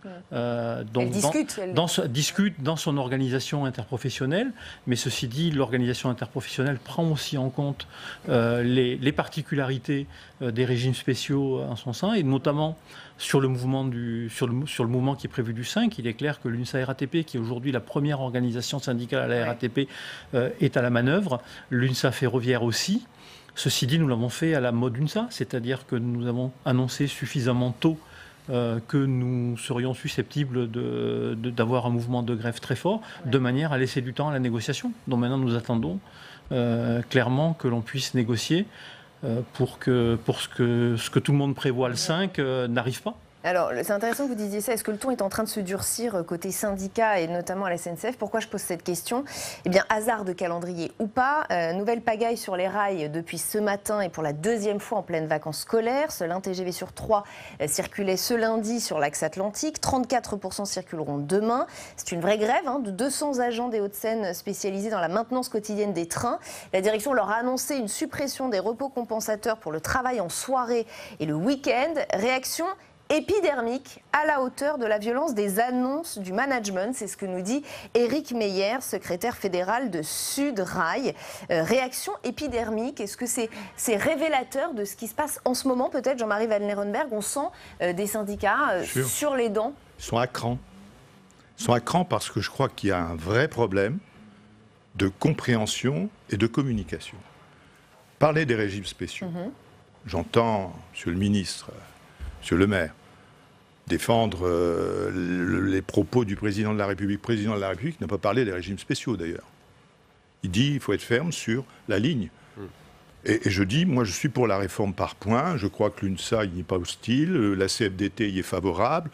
Je crois que c'est un système qui est plus équitable et plus juste. Qui est, d'ailleurs, entre parenthèses, la complémentaire Agirc-Arrco, qui concerne tous les salariés du privé, plus de 16 millions de salariés, est très bien gérée. 80 milliards qui sont gérés avec 60 milliards de réserves. Les régimes spéciaux, parlons-en, c'est 15 milliards de dépenses sur les 300 milliards, c'est-à-dire 5% des dépenses de retraite. 5%. Et voilà que, au nom de la défense, que je comprends parfaitement, ce que vous avez dit, M. Marty, me paraît raisonnable et parfaitement compréhensible et qui, à mon sens, devrait pouvoir être entendu par le gouvernement. Quand on trouve des partenaires pour discuter, je crois qu'on est beaucoup plus à l'aise pour effectivement avancer dans les solutions. Donc, trouvons des solutions pour les régimes spéciaux. Mais les 16 millions de salariés qui représentent 200 milliards sur les 300 milliards de retraite, de pension, ben, ils ont le droit à plus d'équité, plus de clarté, que les carrières hachées puissent trouver effectivement des solutions, que ceux qui ont une toute petite retraite puissent avoir un minimum plus je dirais, vital, plus normal. Ça me paraît tout à fait légitime. On va demander à Marine. Eh bien, ça, c'est la solidarité. Je dirais une chose encore, et qu'on ne dit pas suffisamment. On parle de baisser les pensions, on parle de tout ça. Le gouvernement est prêt à s'engager, moi je l'ai entendu dans la bouche du haut-commissaire à l'époque, sur les 14% du PIB que représentent les retraites. À partir du moment où le PIB, à partir du moment où le pays voit une croissance continue, les retraites continueront à croître. C'est la répartition plus équitable qui est en jeu. Et ça, je crois que les syndicats devraient y être sensibles. Et on va y revenir, on va voir s'ils sont à cran, comme vous l'avez dit, Jean-Marie Van Lerenberg. Marie-Noëlle Lienemann, vous êtes en salle des conférences avec Fanny Conquis. Réaction épidermique des syndicats, tension sociale qui monte. Oui, Marie-Noëlle Lienemann, on l'a vu du côté de l'exécutif et des syndicats, la situation se tend. Hier, la direction de la SNCF dénonçait le jusqu'au boutisme des grévistes. Qu'en pensez-vous ? Écoutez, moi je suis très inquiète de la manière dont la SNCF est gérée déjà depuis plusieurs années. Monsieur Pépi est passé à travers toutes les alternances avec quand même plutôt une dégradation de la situation à la SNCF. Et moi ce que j'observe, c'est qu'au lieu d'avoir une stratégie de dialogue, une stratégie d'avancer pour prendre en compte des problèmes dont les Français savent très bien qu'ils se posent, les problèmes de sécurité, de qualité du réseau, d'organisation du service, eh ben, la direction essaie de jouer, j'allais dire, une carte politicienne de tension. En plus, en essayant d'entretenir la confusion entre la mobilisation sur le système de retraite et la question très importante du bon fonctionnement du service public de la SNCF. Parce qu'il y a effectivement la question de la réforme des retraites qui se pose aussi. Sur cette question, Emmanuel Macron a montré sa fermeté, enfin annonce qu'il n'y aura aucune forme de faiblesse. À quoi faut-il s'attendre avec cette crispation des deux côtés ? Alors d'abord, je voudrais dire que sur la SNCF, il faut qu'on ait conscience que les problèmes rencontrés, c'est pas simplement du jusqu'au boutisme des personnels. On a eu 1000 personnes, 1000 cheminots qui ont démissionné de la SNCF l'an dernier. Ça ne fait que croître de jour en jour. C'est-à-dire que les conditions de travail et d'organisation des services, cette absence de dialogue social et de reconnaissance des salariés, elle nuit considérablement à la qualité du service. Donc ça n'est pas simplement un prurite soudain. C'est hélas une lente dégradation qui suppose qu'on prenne le taureau par les cornes aujourd'hui. Maintenant, sur le débat des retraites, on a Emmanuel Macron qui joue au matamor, droit dans ses bottes. Bon, du genre, je ne veux pas être faible. Enfin, en même temps, d'ailleurs, il annonce que la réforme des retraites ne serait valable que pour les nouveaux embauchés, donc reportant ultérieurement. Il croit probablement qu'il va pouvoir convaincre les Français que si eux ne sont pas concernés, qu'importe l'avenir. Je ne crois pas. Je crois que nos concitoyens pensent à leurs enfants, à notre modèle social et qu'ils savent bien que cette dégradation des retraites est dangereuse à la fois pour le long terme et le court terme. Parce que quand on pense qu'on n'a pas de retraite, eh bien on thésaurise au lieu d'investir. Merci Marie-Noëlle Lienemann d'avoir répondu à mes questions sur Public Sénat. Merci beaucoup Fanny et merci à Marie-Noëlle Lienemann d'avoir réagi en salle des conférences. Jean-François Amadieu, que vous inspire cette réaction de Marie-Noëlle Lienemann ? Oui, je crois qu'elle évoquait, là je crois que tout le monde l'a constaté, un mauvais climat social à la SNCF depuis déjà quelques années. Alors on pourrait essayer de le dater, mais c'est vrai que ce n'est pas d'aujourd'hui. Et je dois dire que coup sur coup, l'affaire du droit de retrait, plus cet épisode d'une grève, oui, TGV Atlantique, mais sans préavis, sauf erreur. Je parle sous votre contrôle, mais j'ai compris que c'était sans préavis. La façon dont ça se passe sur ces conflits nous ramène en arrière à une période antérieure à la loi de 2007, par exemple, et à tout ce qu'on a essayé de faire, qui était assez simple, c'était au fond d'arriver à progresser dans la qualité de service en cas de conflit, par de la concertation préalable, etc.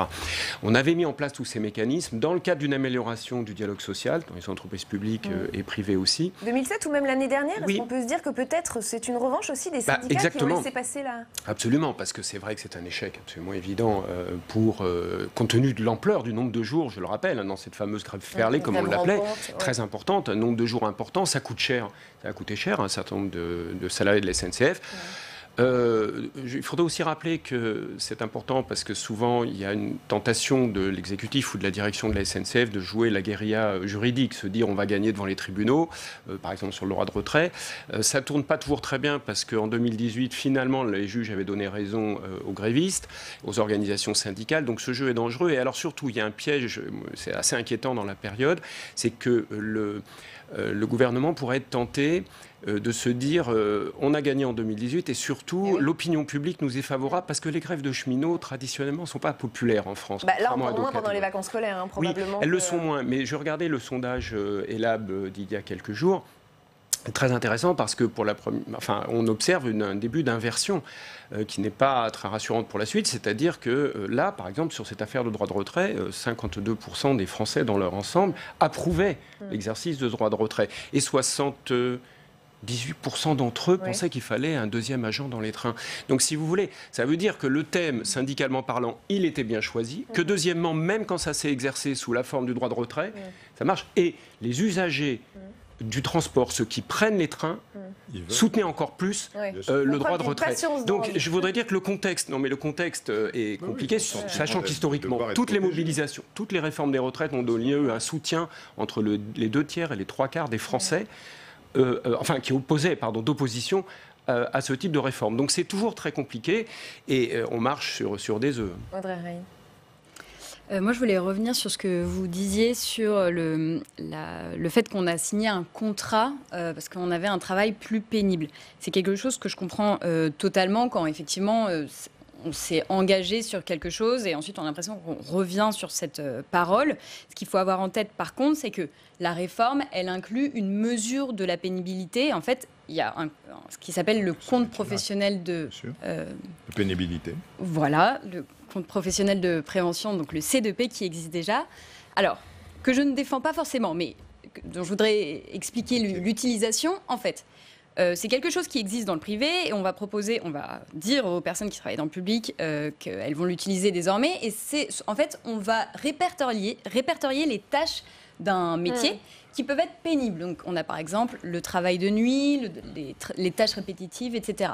Ça va nous donner droit à des points qui vont permettre de partir au maximum 2 ans à la retraite avant l'âge légal. Et c'est peut-être là qu'il y a quelque chose à creuser, c'est que dans l'idée, on a envie qu'en fait cette mesure de la pénibilité, elle soit la même pour tous et que ceux à qui on n'a pas offert ce contrat... On a peut-être envie de réagir à ce que vous dites. Mais d'abord, je vais essayer de le terminer. Les personnes à qui on n'a pas laissé l'opportunité de signer ce contrat, en fait, on va aussi vouloir mesurer le degré de pénibilité dans leur travail et ça, c'est plutôt une bonne chose.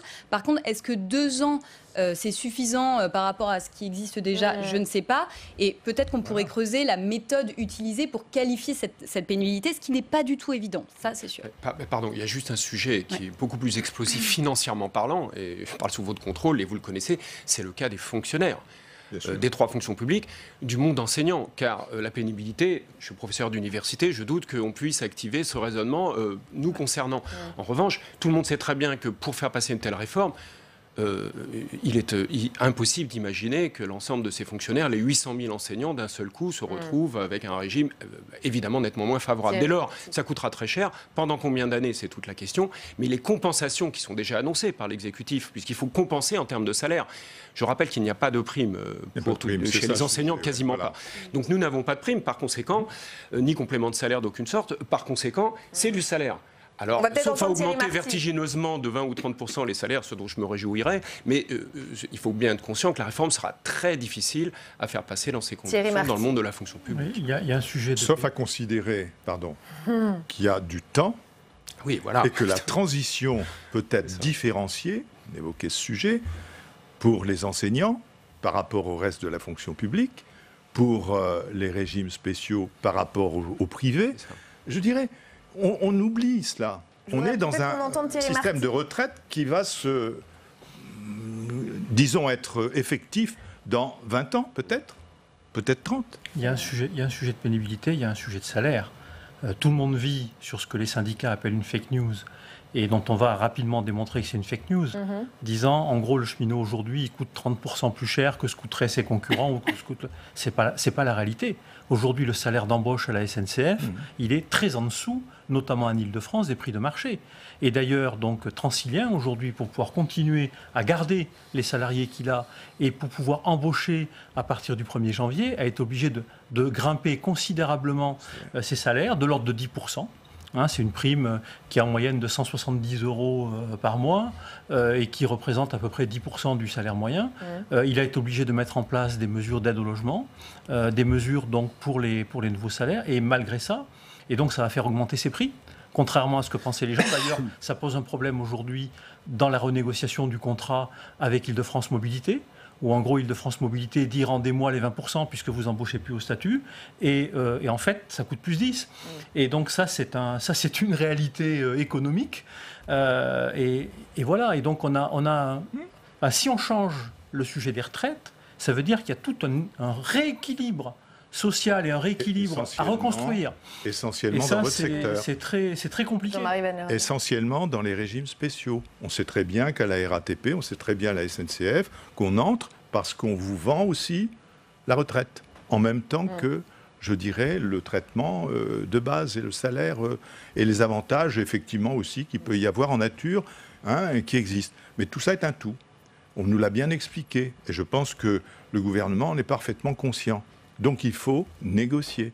C'est un paquet, mais qui concerne une partie seulement des retraités. Et puis aussi, il y a les fonctionnaires.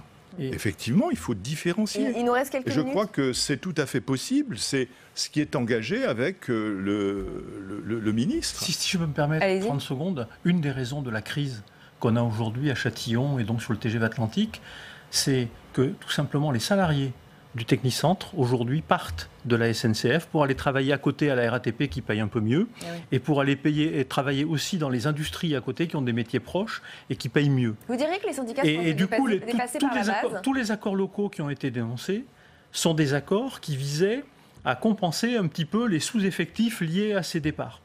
Et c'est ce qui a mis de l'huile sur le feu. Et là, en l'occurrence, la base, et donc les salariés, ont devancé les syndicats. Il y avait eu un système d'alarme sociale qui avait été déclenché.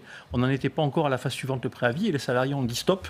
De toute manière, on est en train d'enterrer la discussion, on est en train de pourrir la situation. Nous, on arrête, et puis on verra bien. En quelques secondes, Jean-François Amadieu, on va vers un conflit dur, selon vous. Je dis ça parce qu'on lisait hier dans un indiscret du JDD à la RATP, la direction de l'établissement redoute que le mouvement soit très long du fait du 13e mois, dû en décembre, de quoi assurer 31 jours de salaire aux grévistes. Bon. Dans le cadre de la caisse de grève pour le Technicentre. La RATP, ils s'attendent à une grève extrêmement dure. Pour vous, c'est ce qu'il faut attendre pour le mois de décembre, pour les téléspectateurs qui nous regardent? Oui, vous savez, le plus inquiétant, c'est surtout la jonction RATP-SNCF. Car historiquement, il faut le rappeler, à chaque fois que vous avez, et surtout sur plusieurs jours, concrètement, pour l'exécutif ne peut pas tenir. Il suffit de plusieurs jours RATP, SNCF. Quand toutes les organisations syndicales sont dedans, notamment l'UNSA et RATP, parce qu'on se souvient que l'UNSA et RATP, n'étant pas dans le conflit, ça peut tout changer. Voilà. Mais si tout le monde, si vous voulez, si vous avez RATP et SNCF ensemble, c'est intenable. Bon. Voilà. Et on verra ça. Merci à tous les quatre d'avoir participé à Sénat en clair. Dans un instant, la suite d'ALPL, match des idées, grand débat. Avant cela, retour sur l'intervention de Pierre Moscovici ce matin dans Bonjour chez vous. Le commissaire européen est revenu sur les clarifications demandées à la France sur son budget de 2020. Il répondait aux questions d'Oriane Mancini. Je ne suis plus, je l'ai dit, un acteur politique français au quotidien, mais je n'ai pas non plus perdu tout sens politique à Bruxelles. On reste un politique, donc vous pouvez m'inviter. C'est ce qu'on fait, regardez. C'est ce que vous faites. Et il ne m'a pas échappé qu'en France, notamment, il y avait eu un mouvement social d'une très grande sériosité et que des mesures avaient été jugées nécessaires par l'exécutif que nous n'avons pas critiquées. Quand il y a une telle révolte qui exprime aussi une telle insatisfaction, il faut y répondre. Donc je ne critique pas du tout cela. Je pense simplement qu'il faut que la France garde en tête, et c'est pour ça que nous avons écrit aux autorités françaises, comme aux autorités italiennes, qui sont dans une situation bien sûr plus préoccupante. Vous avez demandé des clarifications à la France. On a demandé des clarifications parce qu'il est important que l'effort, j'allais dire, de fond, je ne veux pas être technique, mais on l'appelle l'effort structurel, c'est-à-dire ce qui se passe sur les finances publiques quand la croissance est sortie de côté. Et il est important que l'effort structurel de la France redevienne positif. Et donc nous avons échangé avec le gouvernement français. Il n'y a pas de drame, du tout. C'est pas un budget qui a été rejeté, c'est pas un budget qui a été critiqué à l'excès, mais c'est un budget sur lequel nous demandons des clarifications et nous disons à la France que si à l'avenir, dans le cadre des procédures européennes, on veut éviter toute forme de friction, il est utile et nécessaire que l'effort structurel français redevienne positif. Et que vous avez répondu le gouvernement alors, puisque vous dites que vous avez échangé? Qu'il avait entendu le message. De toute façon, c'est pas à ce stade qu'il y a des décisions. Encore une fois, il n'y a pas de drame. Le budget français est naturellement validé. Mais avec la prochaine commission, ce débat continuera parce que l'intérêt de la France, l'intérêt des Français, c'est que la dette publique diminue.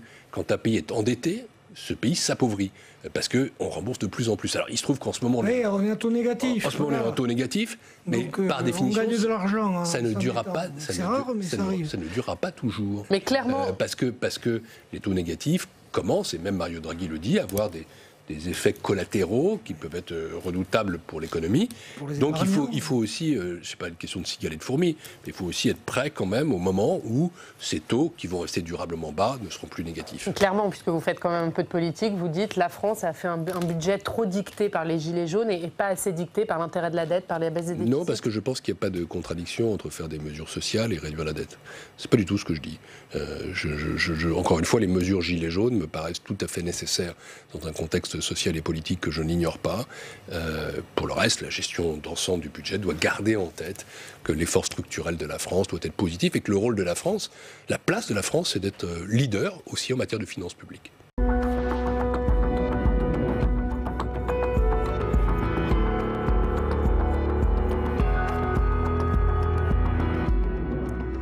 Et bienvenue sur Public Sénat. Merci de nous rejoindre. Allons plus loin encore ce soir. Voici le programme. Dans le grand débat, nous reviendrons sur les enseignements de la mort d'al-Baghdadi, annoncé très fièrement par Donald Trump hier. Le président américain savoure sa victoire façon western. On l'a beaucoup entendu, mais au passage, il humilie la Russie de Vladimir Poutine et l'Europe, qu'il ne prend même pas la peine de citer dans ses remerciements. Quelles conséquences géopolitiques? Quelles conséquences pour la France? Hashtag ALPL si vous souhaitez réagir à ce sujet sur Twitter. Durant cette heure, nous irons aussi, et comme tous les jours en salle des conférences, nous ferons réagir sénateurs et sénatrices. Ce sera à votre micro, Fanny Conquis. Avec Rachid Temal, sénateur du Val d'Oise, nous parlerons avec lui des conséquences en France de l'opération américaine qui a mené hier à la mort du chef du groupe État islamique. On en parle avec Rachid Temal. Merci Fanny, à tout à l'heure. Avant tout cela, le match des idées, confrontation de points de vue ce soir entre Nicolas Tenzer et Kevin Boucaud-Victoire.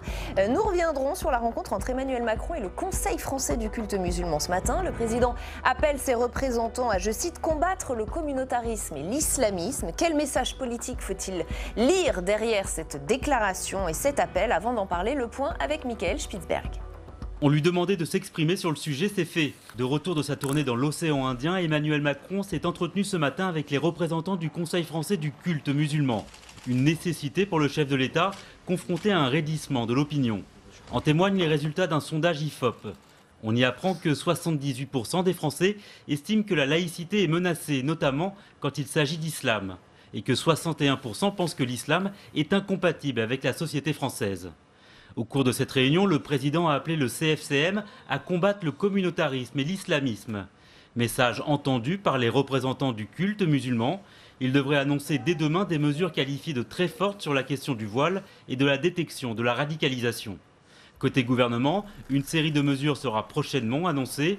Si elle reste à définir, le chef de l'État a donné quelques pistes lors d'une interview dans l'avion qui le ramenait en métropole hier. Ce que j'ai demandé au gouvernement et que j'annoncerai dans les prochaines semaines, parce que c'est là ma priorité, c'est véritablement dans l'éducation, la santé, le travail, les différents services, le public, de mettre tout en place pour lutter contre ce communautarisme. Ce qui veut dire avoir des mesures d'interdiction, ce qui veut dire dissoudre parfois certaines associations encore davantage, ce qui veut dire interdire certaines pratiques qui se sont installées et qui ne sont pas conformes aux lois de la République, mais ça veut dire là être intraitable avec les lois de la République. Sous quelle forme? Une réponse sera apportée à la fin du mois de novembre et un nouveau rendez-vous avec les représentants du culte musulman. Et avec nous pour le match des idées ce soir, Nicolas Tenzer, bienvenue, président fondateur du Centre d'études et de réflexion pour l'action politique et directeur de la revue Le Banquet. Kevin Boucaud-Victoire, bienvenue à vous également, rédacteur en chef de la rubrique Débat et idées chez Marianne et cofondateur de la revue Le Comptoir. Peut-être vous d'abord, Kevin Boucaud-Victoire, que vous inspire tout ce qu'on vient d'entendre? Emmanuel Macron refuse de tenir un grand discours sur la laïcité, comme beaucoup le lui demandent depuis quelques années, mais il lance un appel aux représentants du culte musulman. Pour vous, ça suffit? Alors, je ne sais pas si ça suffit, mais en tout cas, ça me paraît nécessaire d'inclure autant que possible les musulmans et leurs représentants en France dans une action, pour ne pas non plus donner cette impression que la laïcité serait faite contre eux, mais bien contre les groupes les plus, mais avec eux contre les groupes les plus dangereux qui sont aussi parmi eux. Mais maintenant, est-ce que ça sera suffisant? J'en doute, déjà parce que le CFCM souffre d'un défaut de représentation. On ne sait pas bien qui représente aujourd'hui, avec les nombreux groupes qui ont boycotté, qui ont arrêté. Les musulmans de France écoutent-ils le CFCM, même pour réussir à trouver la date de démarrage du Ramadan? Ils ont déjà du mal. Alors, si c'est pour leur donner des consignes un peu plus élaborées. Les meilleurs intermédiaires. Exactement.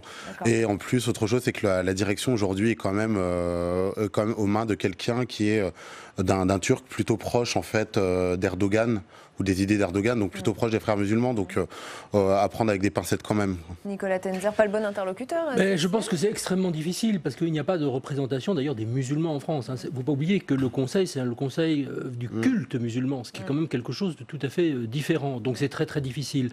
Deuxièmement, je veux dire, il y a une grande diversité dans les pratiques, dans les opinions des musulmans. Et le président de la République d'ailleurs fait très attention de ne pas stigmatiser les musulmans, de ne pas stigmatiser l'islam. Il dit d'ailleurs que même il faut distinguer le communautarisme du terrorisme, les choses n'ont strictement rien à voir. Il ne faut pas non plus hystériser, et le Premier ministre l'a fait aussi, je dirais la question du voile comme étant une sorte de symbole qui devient quelque chose d'extrêmement dramatique. Vous avez vu comme moi le sondage, l'enquête du JDD qu'on a vu hier, qu'on a découverte sur la laïcité et l'islamisme, on a retenu plusieurs chiffres. 78% des sondés estiment que la laïcité est en danger, 73% sont favorables à l'interdiction des signes religieux pour les accompagnants scolaires. La définition de la laïcité semble en pleine mutation, nous dit Frédéric Dabi de l'IFOP. Et en même temps, il y a cet autre chiffre, 56% des sondés estiment que la lutte contre l'islamisme est une priorité. C'est en 6e position finalement, assez loin et même très loin derrière la santé, le chômage, le pouvoir d'achat. Oui, c'est-à-dire qu'il y a énormément de confusion, je pense, dans l'esprit d'un certain nombre de personnes. Tout simplement parce que ce qu'ils voient dans les formes d'islam, ce sont les formes d'islam les plus radicales. Bien sûr, il y a d'un côté le terrorisme, qui encore une fois, c'est une minorité, qui était d'ailleurs fortement condamnée lors des attentats par l'ensemble des représentants, des imams. Il ne faut jamais l'oublier. Avec vous savez, pas en mon nom, not in my name. Et je pense que ça, c'est quand même très important à rappeler. Deuxièmement, c'est vrai qu'il y a cette question qui est divisée sur l'accompagnement scolaire, mais pour l'instant, la position est parfaitement claire. Qui arrive demain au voilà, Sénat, mais la proposition, pour l'instant, l'état du droit, ça a été rappelé par le Premier ministre à l'Assemblée, est totalement clair. C'est parfaitement licite. Ce qui est illicite, c'est de faire du prosélytisme. Donc je crois qu'il y a cette question-là. Il y a une question philosophique, si vous me permettez, un peu fondamentale. C'est la question de l'attachement et de l'arrachement. La laïcité, c'est une forme d'arrachement. C'est-à-dire qu'il faut que chaque personne se construise soi-même au cours de sa vie, de son histoire, forge sa propre histoire, prenne ses distances avec ses racines. Mais en même temps, il faut que les racines soient là, parce qu'on ne peut pas imaginer qu'un enfant soit complètement comme ça projeté nulle part. Donc c'est un mouvement. Et je pense que ce qui est très important dans la pratique, bien évidemment, c'est que chacun soit libre. Il faut protéger l'individu, il faut protéger l'individualité, il faut protéger les jeunes garçons et les jeunes filles. Il faut qu'ils et elles puissent choisir. Et ça, c'est très important, mais c'est une question de pratique, ce n'est pas une question de loi. Ça, il faut aussi le rappeler. Oui, effectivement, derrière la laïcité, il y a aussi la notion d'émancipation. Maintenant, la question, c'est est-ce qu'on émancipe les gens contre eux-mêmes ou est-ce qu'on les aide, on leur donne les cartes à s'émanciper? Ça c'est déjà autre chose. Moi, je suis pas sûr que c'est en interdisant aux femmes de se voiler, par exemple, qu'on aura réglé la question. Là, vous parlez de l'espace public, même en dehors du cadre scolaire. En dehors du cadre scolaire. Et quand Emmanuel Macron dit c'est pas mon affaire, le voile dans l'espace public, il a raison, c'est maladroit. Alors, moi, je serais plutôt d'accord avec lui. Il est possible que les Français ne le soient pas, mais en dehors de ça, je pense que Macron a quand même une sorte de talon d'Achille sur la laïcité. Il a une vision qui n'est pas claire. Il reste un juridisme. Il dit la laïcité, c'est la loi 1905. 1905, alors qu'en fait la laïcité, comme ça a été dit, c'est une philosophie, donc ça va plus loin qu'un simple juridisme. Il y a peut-être un avis très tranché, mais il n'ose pas le donner parce qu'il se doute que ce sera peut-être pas. Moi je pense qu'en fait il est un peu pris entre deux feux, entre son aile gauche, avec des guillemets, les Aurélien Taché, etc., qui ont une vision plus multiculturaliste de la laïcité, et puis son aile droite, Blanquer, par exemple, qui a une position plus ferme, même Marlène Schiappa, qui elle, serait plutôt du côté de Blanquer. Enfin, voilà, je pense qu'il est pris entre ces deux feux, et que lui, en fait, vu qu'il veut apaiser sa majorité, il préfère rester entre les deux sans vraiment sortir du bois. Parce que c'est vrai qu'il n'est pas clair, Gérard Larcher, à cette phrase-là, le voile dans l'espace public, ce n'est pas mon affaire. Gérard Larcher répond dans JDD, tout est notre affaire. Porter une kippa, une soutane, une croix ou un voile dans l'espace public, c'est une liberté que je veux défendre. Pas question d'entrer dans une forme de prohibition. Il n'est pas clair, lui, Emmanuel Macron ? Je pense que là-dessus, il est clair. Pour moi, il est assez clair. C'est-à-dire que pour lui, de toute manière, ça, nous ne pouvons pas le réglementer. On ne va pas interdire le port du voile ou le port d'une kippa, effectivement. En revanche, bien sûr, pour les agents publics, là, la chose est claire. Moi, je me rappelle une des dernières fois où j'étais au Canada, je suis accueilli par une policière aux frontières qui contrôle mon passeport, qui a un voile. Bon, ça ne choque personne au Canada. En France, ce ne serait pas possible. Et encore une fois, je pense que ça, c'est une tradition française. Mais justement, Emmanuel Macron, il est pris entre cette vision anglo-saxonne. Encore une fois, le vrai sujet, c'est qu'est-ce que l'on fait, qu'est-ce que l'on peut faire, qu'est-ce que l'État peut faire sur les pratiques individuelles. Encore une fois, dans les services publics, les hôpitaux, les écoles, là, il y a une possibilité de réglementer. En revanche, prenons un exemple très simple, qui est un exemple minoritaire. Mais si, par exemple, une famille dit à sa fille, voilà, si tu fréquentes un garçon qui est chrétien, par exemple, ou juif, eh bien, on te bannit complètement de notre espace. Nous, notre espace privé, qu'est-ce que nous pouvons faire ? Nous ne pouvons malheureusement rien faire aujourd'hui. Et ce sont des pratiques, évidemment, qui sont par rapport à la laïcité et à la liberté totalement inacceptables. Mais est-ce que c'est la loi de le réglementer ? Et c'est là où nous avons quand même des grandes difficultés. L'État ne peut pas complètement régir la société. Et il ne faudrait pas non plus que certains de ces cas, et il en existe, soient aussi montés en épingle pour condamner effectivement l'islam. Le type de zone grise, par essence, c'est aussi cette sortie scolaire, par exemple. Il y a à la fois le cadre scolaire et à la fois l'introduction du parent, mais aussi, du privé. est-ce que c'est gênant de voir une femme qui a un voile, effectivement, qui accompagne des enfants à partir du moment où il n'y a pas de prosélytisme?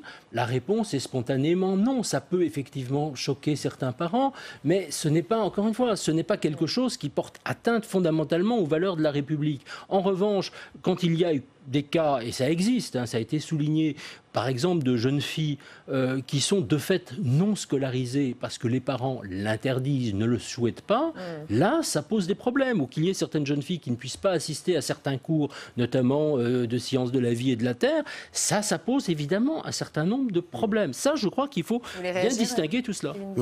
Moi je pense qu'il ne faut pas résumer l'action politique juste à l'action de l'État et penser que la loi est là pour tout régir. En fait, la loi, elle est là pour permettre un minimum de vivre ensemble, mais entre les mœurs et la loi, il y a toujours une forme de différence.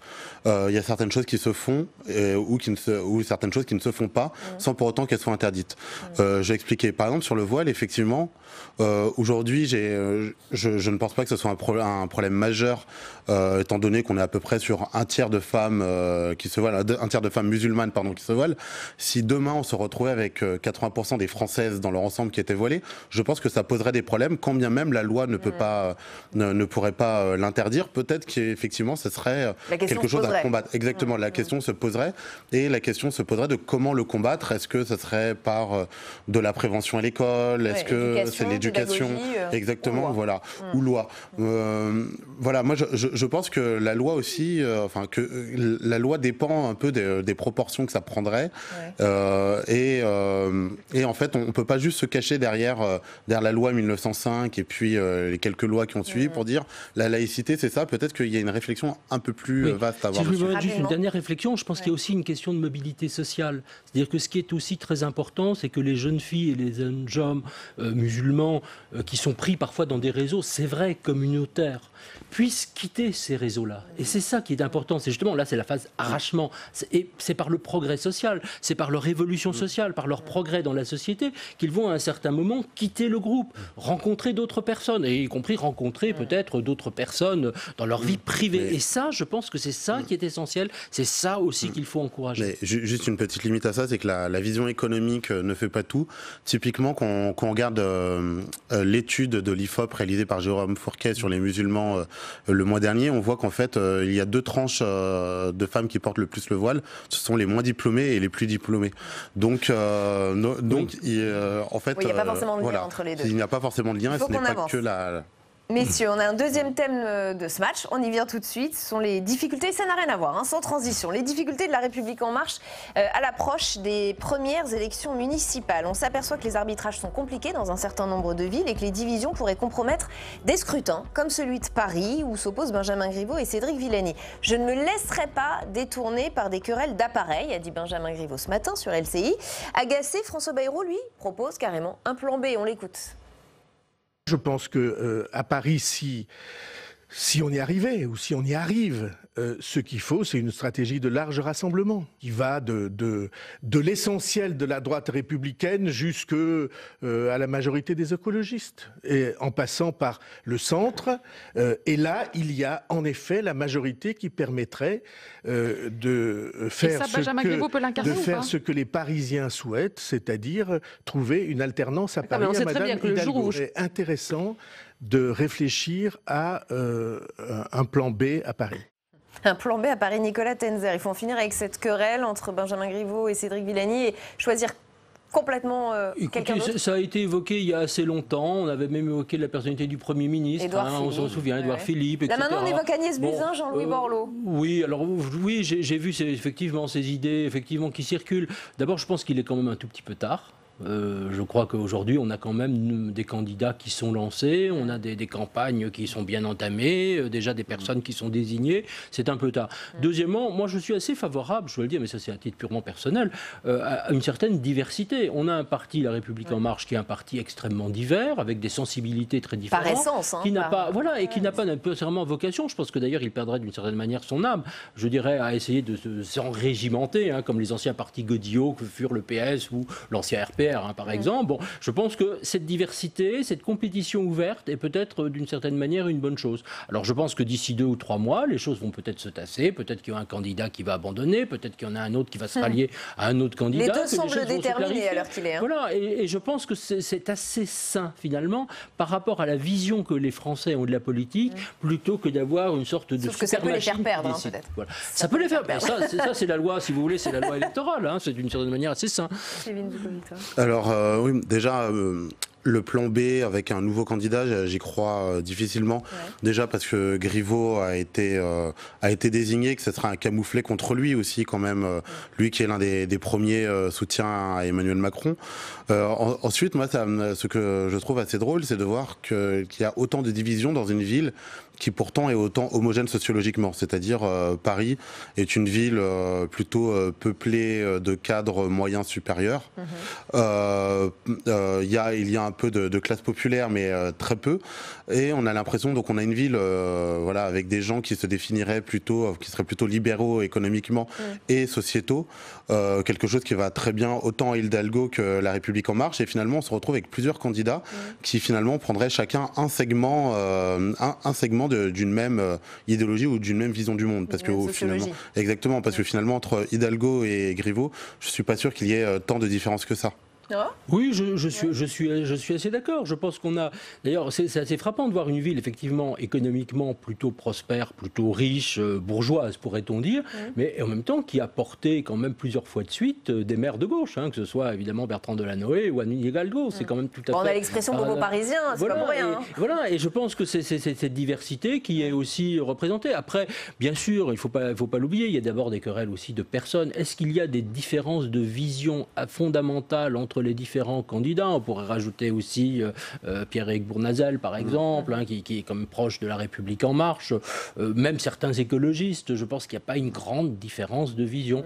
D'ailleurs, il serait assez logique que l'ensemble de ces personnalités s'entendent et se mettent un peu d'accord. Ce serait assez homogène. Bon, le jeu politique ne le veut pas. Et si, pour dissimuler d'éventuelles déconvenues électorales lors des municipales, la Macronie poussait à la création de listes sans étiquette dans les petites communes cette fois? Et il y a quelques jours, au Sénat, Christophe Christophe Castaner évoquait le sujet, c'était lors des questions au gouvernement. Je voudrais qu'on l'écoute. Nous pourrions parfaitement envisager de fixer un seuil à 3 500, à 9 000 habitants, en deçà duquel l'appartenance politique au grand courant que nous connaissons n'est pas indispensable. Alors à ce moment-là, il ne tranche pas. Depuis, le Sénat a voté le seuil des 3 500 habitants, mais le gouvernement a plutôt envie d'aller plus loin, sans l'aval des parlementaires forcément, permettre le sans étiquette dans des communes de moins de 9 000 habitants. Qu'en pense Roger Karoutchi? Je vais vous interroger dans un instant. On va d'abord demander au sénateur LR des Hauts-de-Seine ce qu'il en pense. Il est en salle des conférences avec Fanny Conqui. Roger Karoutchi, au départ, il s'agit d'un amendement des sénateurs qui concerne les communes de moins de 3 500 habitants, avec la possibilité pour les maires de se présenter au municipal sans étiquette. Christophe Castaner veut aller plus loin, et donc pour les communes de moins de 9 000 habitants, qu'en pensez-vous? S'agit-il, selon vous, d'une manœuvre politique? Oh, à peine. C'est un rusé, mais pas très malin. Il est clair que dans les communes de 1000, 2000 habitants, les listes sont très rarement politisées. Ce sont des listes de proximité, dans les villages, bon, très bien. En revanche, dans les villes, les communes de 3 500 à 9 000 habitants, surtout au-dessus de 5 000 habitants, on sait très bien que les clivages politiques apparaissent, qu'il y a des listes avec des adhérents politiques, avec des sympathisants politiques, et que donc, sur ces communes-là, on a une étiquette politique. Dire on va mettre tout le monde à plat jusqu'à 9 000 habitants dans les 95% de communes de moins de 9 000 habitants en France, ça revient à dire surtout, ne regardez pas, ne voyez pas que le maillage en marche n'existe pas dans les petites communes, on met tout le monde sans étiquette et on ne regardera que l'appartenance politique des grandes villes, où En Marche existe plus que dans les petites communes. C'est une manœuvre qui ne trompe personne. Comment lire les résultats le soir des municipales si 95% des communes... Je fais une proposition. On dira que dans les 95% de sans étiquette, personne n'est En Marche. Et on prendra le surplus en voyant qui a dit quoi sur les grandes villes. Mais à manœuvre et demie, je veux dire, ça n'a pas de sens et ça ne dissimule pas, tout le monde le sait. Le maillage territorial d'En Marche est très médiocre. Tout le monde le sait, y compris dans des villes moyennes de 10 à 30 000 habitants. J'espère que Castaner ne va pas nous dire qu'il va mettre tout le monde sans étiquette jusqu'à 30 000 habitants. Mais bon... Il faut être mesuré, quoi. Alors, dernière question, parce que La République En Marche dit aussi que c'est une demande qui vient des maires. Certains préfèrent être sans étiquette. Comment prendre en compte? Mais il y a une chose très simple. On dit aux maires, cataloguez-vous. Si vous voulez qu'on mette sans étiquette, on met sans étiquette. Mais si vous voulez qu'on mette divers gauche, divers droite, sensibilité, etc., on met les sensibilités. Mais on ne dit pas d'office, oh là là, on va pas s'en mêler, on va mettre tout le monde au même niveau, comme ça... Au revoir et merci, on ne regardera que les grandes villes. C'est pas très malin. Merci Roger Karoutchi d'avoir répondu à mes questions sur Public Sénat. Merci beaucoup Fanny et merci à Roger Karoutchi pour sa franchise. Kevin Boucaud-Victoire, il a raison, Roger Karoutchi, énorme manœuvre politique là. Oui, bien sûr, il y a évidemment une manœuvre politique. Autre chose... Dans Libération, sur Check News, je lisais un article qui montrait qu'aussi certains candidats de petites villes En Marche voulaient d'eux-mêmes être sans étiquette, parce qu'ils avaient peur que l'étiquette En Marche fasse peur, mais aussi, et ça peut se comprendre, c'est qu'aujourd'hui, les grands partis sont très décrédibilisés. Le clivage gauche-droite ne veut plus dire grand-chose pour une majorité de Français. Vous voulez dire que ça touche en fait tous les partis. Exactement, voilà, exactement. Exactement. Et donc, LREM, qui est l'un des derniers arrivés dans ce jeu, pouvait paraître neuf en 2017, ne paraît plus maintenant neuf puisqu'il gouverne et il a déjà son lot de casseroles depuis en 2 ans. Mais après, ce genre de manœuvre, il n'y a pas que LREM qui tente de les faire. Côté gauche, on a souvent des listes citoyennes. Où quand on regarde de plus près, en fait, il y a 20% de citoyens pour 80% d'insoumis, d'Europe Écologie Les Verts, de communistes, etc. Je pense qu'au municipal, effectivement, où ce sont des problématiques un peu plus proches des Français, l'étiquette n'est pas forcément est pas forcément vendeuse, même si elle l'est quand même dans les grandes villes et dans plein de cas.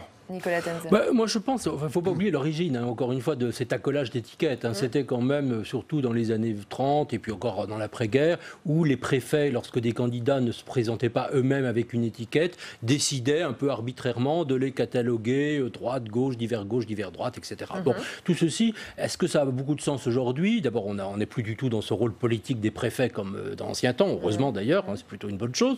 Et puis deuxièmement, il est vrai que pour beaucoup de gens, ça n'a plus nécessairement beaucoup de sens de savoir si une personne est affiliée à un parti, pas affiliée, proche d'un parti. Ce qui est important, c'est ce que le maire ou la maire où le candidat ou la candidate se projette, je dirais, de la manière dont il se projette ou elle se projette. Mais si on pousse la logique, alors on supprime tous les partis.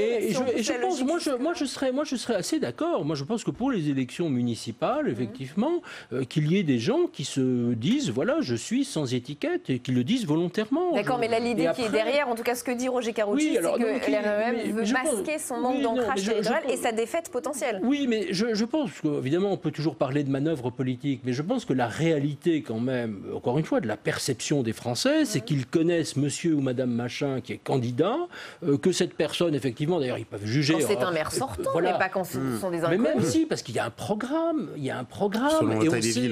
Selon la taille des villes aussi, effectivement. Encore une fois, on parle des villes de 8 000, 9 000, et puis il y a encore une fois, il y a le on-dit, on sait quand même que telle personne a plutôt une sensibilité de gauche ou de droite, ou plutôt écologiste, plutôt socialiste, assise sur le social, assise plus sur l'économie, voire peut-être parfois d'extrême droite avec des thèmes dont on peut imaginer ce qu'ils sont, etc. Mais dire que les gens vont être obligés de lire les programmes cette fois. Ça, c'est peut-être quand même une bonne chose. Après, je pense qu'il y a un facteur qui va être déterminant et qui concerne d'ailleurs directement le Sénat, c'est que quand même ces maires vont être conduits à voter pour quelqu'un qui est un sénateur ou une sénatrice. Ce sont des grands électeurs. Et donc là, en fonction de leur vote, on va quand même un peu savoir pour qui monsieur ou madame machin a voté. En tout cas, je pense que ce serait très important qu'il n'y ait pas de silence là-dessus et qu'il y ait une transparence, en tout cas, sur ce facteur-là. Ça me paraît très important parce que là, on voit quand même, et c'est quand même déterminant, qui ces maires décident d'envoyer à la Haute Assemblée. Mais il y a quand même un casse-tête terrible qui s'annonce pour nous, journalistes, et pour le soir des élections municipales, avec 95% des communes qui ont potentiellement un candidat élu sans étiquette. Comment classer, comment dire qui a gagné, comment tirer des enseignements? De toute manière, pour moi, tout ça en fait, ne sera qu'un épisode de plus dans une séquence qui a démarré au moins à la présidentielle de 2017, mais probablement avant, de remise en question du clivage gauche-droite, au moins pour les Français, et de nouvelles fractures et de recomposition politique. Aujourd'hui, au final, entre un maire de gauche, un maire de droite, c'est-à-dire un maire de gauche qui serait plutôt proche de l'aile droite du PS et un maire de droite qui serait chez Agir, on ne verrait pas forcément la différence. Donc, là, effectivement, pour nous, ça nous oblige à un peu plus de réflexion, à être un peu plus exigeant pour essayer de comprendre qui est où et où vont les choses. Mais moi, j'ai quand même l'impression que tout ça, en fait, n'est qu'un épisode de plus dans une séquence qui, d'ailleurs, est vouée à durer. Je suis assez d'accord avec cela parce que j'ai quand même l'impression que des personnalités, suivant les thèmes qu'ils vont aborder, que ce soit justement la question, par exemple, de la laïcité dont on a parlé, la question de l'école, la question des affaires sociales, la question des retraites, la question de l'Europe, la question de la politique internationale, la question des transports, la question du droit de grève, etc. Les gens peuvent avoir sur certains sujets une vision qui va être cataloguée facilement comme étant de droite et sur d'autres une vision qui va être cataloguée de gauche. Donc qu'est-ce qui va être déterminant dans la perception des électrices et des électeurs? Ce qui va être déterminant, c'est ce à quoi ils attachent le plus de poids. Et c'est ça qui est très important, parce que souvent, on dit, est-ce que monsieur machin ou madame machin a une opinion favorable? Est-ce que vous êtes favorable ou pas, ou très favorable ou très défavorable?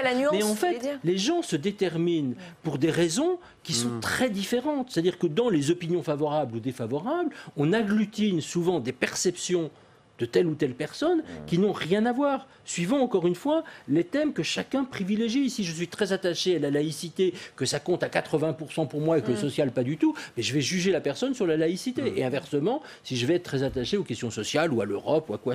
Et je pense que c'est ça qui est en train de se jouer dans cette recomposition assez générale.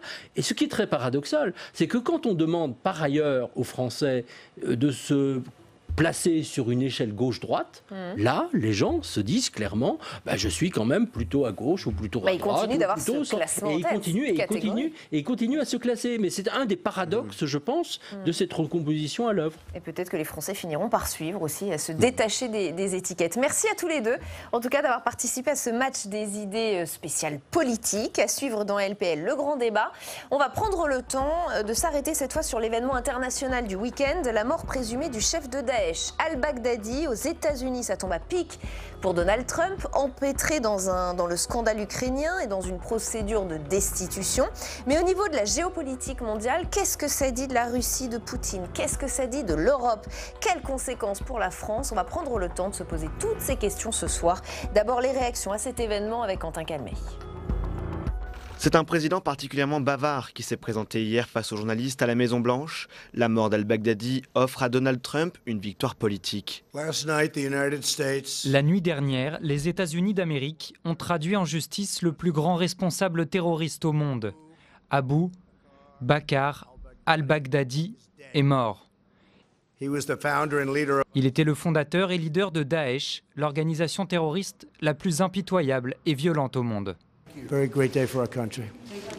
Le président américain fanfaronne. De son côté, le Kremlin a d'abord mis en doute la mort du terroriste avant de saluer l'opération militaire américaine.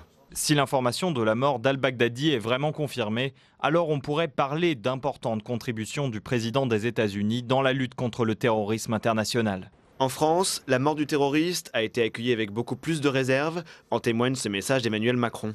La mort d'al-Baghdadi est un coup dur porté contre Daesh, mais ce n'est qu'une étape. Le combat continue avec nos partenaires de la coalition internationale pour que l'organisation terroriste soit définitivement défaite.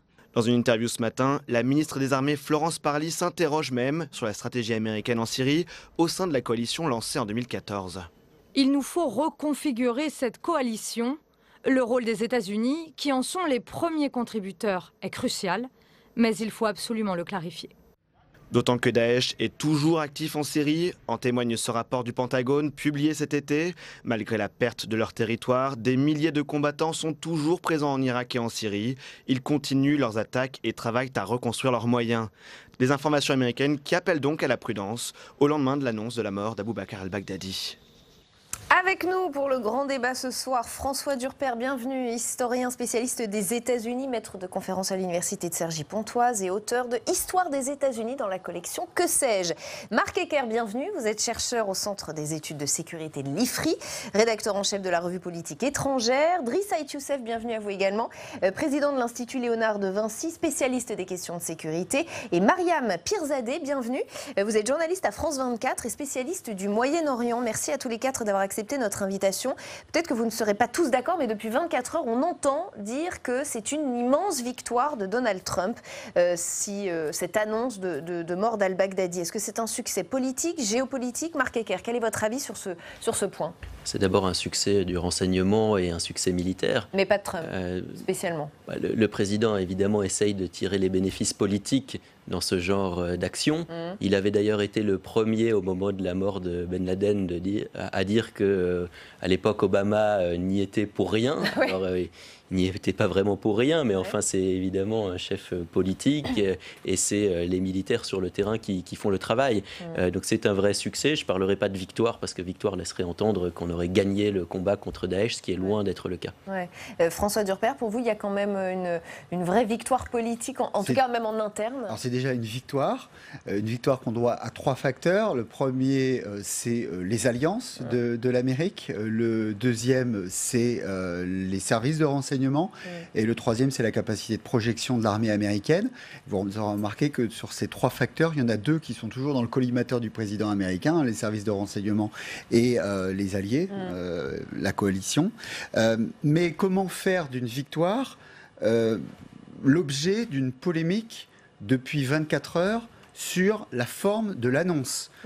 Pour trois raisons. La première, une annonce qu'on n'annonce pas précisément au leader de la Chambre des représentants. Vous savez que la politique étrangère aux États-Unis est une co-construction. Il est de tradition d'informer Nancy Pelosi aurait dû être informée, d'autant que la Russie est informée. On informe toujours le chef du Congrès. Deuxième élément, les éléments de détail. Là, pour le coup, c'est très inédit d'avoir autant de renseignements sur l'opération, sur le détail opérationnel. Et puis, les mots employés peut-être. Ensuite, c'est le champ lexical, évidemment, le fameux chien depuis 24 heures. Alors, à la fois, on n'a pas commenté, on a commenté le chien et les chiots djihadistes, mais on n'a pas commenté ce qu'il a dit du chien américain qui était blessé. Il a dit un chien très talented dog, beautiful dog.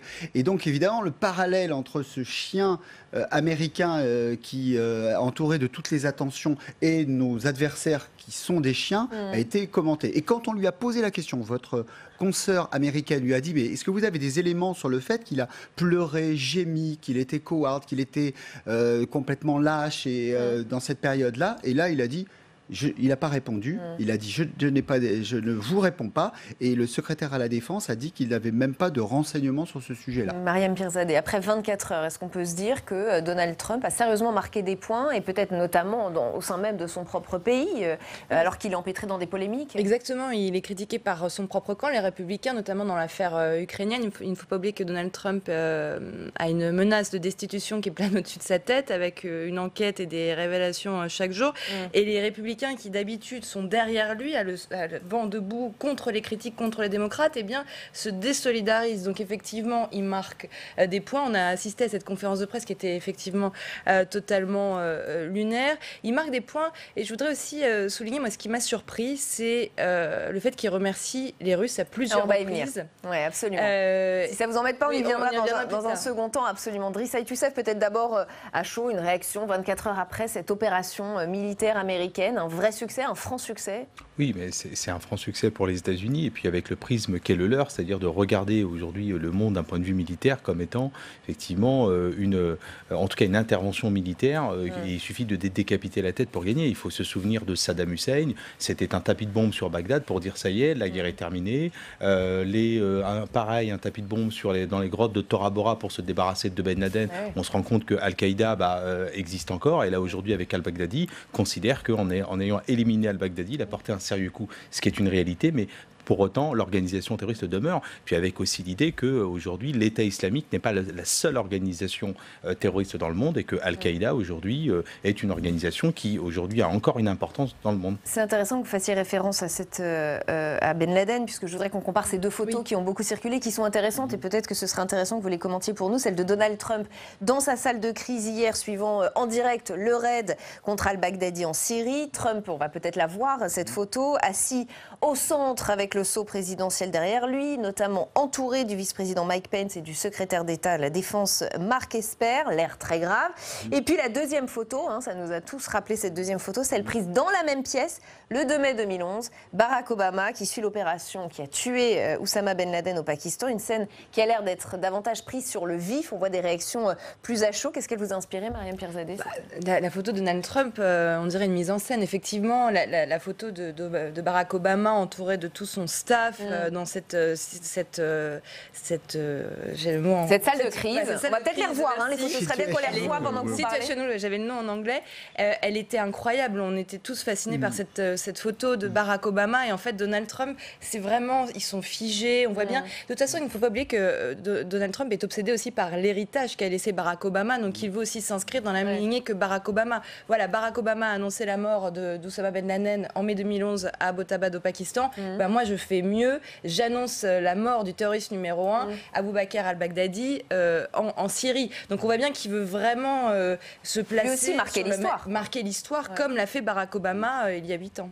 Alors évidemment, le photographe des Souza leur avait dit, surtout, je ne suis pas là, je n'existe pas. Et vu l'importance du moment, on voit très bien qu'ils ne considèrent pas le photographe. Donc là, on a vraiment une photo sur le moment. Là, vous parlez de celle de Trump? Celle de Barack Obama. On va peut-être revoir. Évidemment, Celle de Trump, évidemment, est une mise en scène. Et c'est évidemment pour l'histoire, ce 27 octobre 2019, qui doit rester. Alors, ce qui est important, c'est que Barack Obama, là, vous voyez, n'est pas au centre. Mais son discours était très sobre. 1390 mots et pas un de plus. Sur Donald Trump, on était sur du 8000 mots et surtout sur 12 questions et 12 réponses avec des journalistes. Ce qui n'est pas tout à fait la même chose. On sait par des indiscrétions que depuis quelques semaines, le président américain est très fâché, pas seulement de la presse, mais du peu de reconnaissance qu'on lui témoigne de ses bons résultats économiques, de sa géniale diplomatie. Et Stéphanie Grisham, celle qui s'occupe de la presse à la Maison-Blanche, critique aujourd'hui même l'attitude de la presse américaine qui ne parle que de l'impeachment alors qu'elle devrait parler de ce grand moment parce que, selon Donald Trump, la prise de cette élimination de ce terroriste en chef est plus importante que celle de Ben Laden. Il a dit Ben Laden, c'était le terroriste d'un attentat. Mais c'est quand même l'attentat du 11 septembre. On va aborder le point que vous abordiez tout à l'heure, Myriam Pirzadeh. Effectivement, je voudrais qu'on réécoute un extrait de l'intervention de Donald Trump hier lorsqu'il annonce la mort d'al-Baghdadi. Écoutez, qui il remercie, et vous l'avez dit, qui il ne remercie pas. Ce raid était parfait et n'a pu avoir lieu qu'avec la reconnaissance et l'aide de certaines autres nations et populations. Je tiens à remercier les nations de Russie, de Turquie, de Syrie et d'Irak, ainsi que les Kurdes syriens pour le soutien qu'ils ont pu nous apporter. C'était une mission très très dangereuse. Alors voilà, il remercie la Russie notamment, qui pourtant elle a répondu par des doutes. Aujourd'hui, je vais vous faire réagir, Marc Ecker, dans un instant, des doutes sur la mort d'al-Baghdadi. Lisons ensemble le communiqué du porte-parole Igor Konachenkov. Le ministère russe de la Défense ne dispose pas d'informations fiables sur les actions de l'armée américaine dans la zone de désescalade d'Idlib concernant une énième mort d'al-Baghdadi. Voilà la réaction des Russes. Et vous l'aurez remarqué, dans les remerciements de Trump, pas un mot de la coalition, encore moins sur la France. Lisons ensemble le tweet de la réaction d'Emmanuel Macron. La mort d'al-Baghdadi est un coup dur porté contre Daesh, mais ce n'est qu'une étape. Le combat continue avec nos partenaires de la coalition internationale pour que l'organisation terroriste soit définitivement défaite. À la fois les non-remerciements et à la fois la réaction de ceux qui n'ont pas été remerciés ou qui ont été remerciés. Ouais, moi je ne lirai pas trop entre les lignes. Enfin, il faut faire remarquer que les Russes avaient déjà annoncé la mort de Baghdadi de leur propre fait et on a vu plus tard qu'il n'était pas mort, puisqu'il y avait eu plusieurs apparitions vidéo et audio. Donc là, ils émettent des doutes, mais il semble qu'il y ait des preuves ADN pour le coup de la mort du chef de Daesh. Ils remercient la Syrie, ce qui est quand même très très surprenant, puisque les États-Unis ont quand même tiré des missiles contre le régime syrien. Donc on se demande comment il peut jouer sur les deux tableaux. Quand vous dites surprenant, ça veut dire quoi, que ça n'a pas de sens, que c'est la géopolitique à la Trump? La géopolitique à la Trump est parfois difficile à déchiffrer, donc on saura avec le temps si ça avait du sens ou pas, ou si c'est quelque chose de plus impulsif. On peut penser quand même que voilà, des échanges ont pu avoir lieu, des échanges notamment au niveau militaire, pour éviter des phénomènes de riposte ou voilà, ce qu'on peut appeler aussi de la déconfliction. Donc oui, vraiment il faut attendre. Mais moi, ce qui m'intéresse là-dedans, c'est effectivement la récupération politique en interne par Trump, et on parle que de ça pour le moment, c'est-à-dire la communication, la manière dont il essaye d'en tirer des bénéfices pour les prochaines élections en montrant qu'il arrive à des résultats, parce qu'il faut se rappeler qu'il avait promis pendant la dernière campagne de détruire Daesh.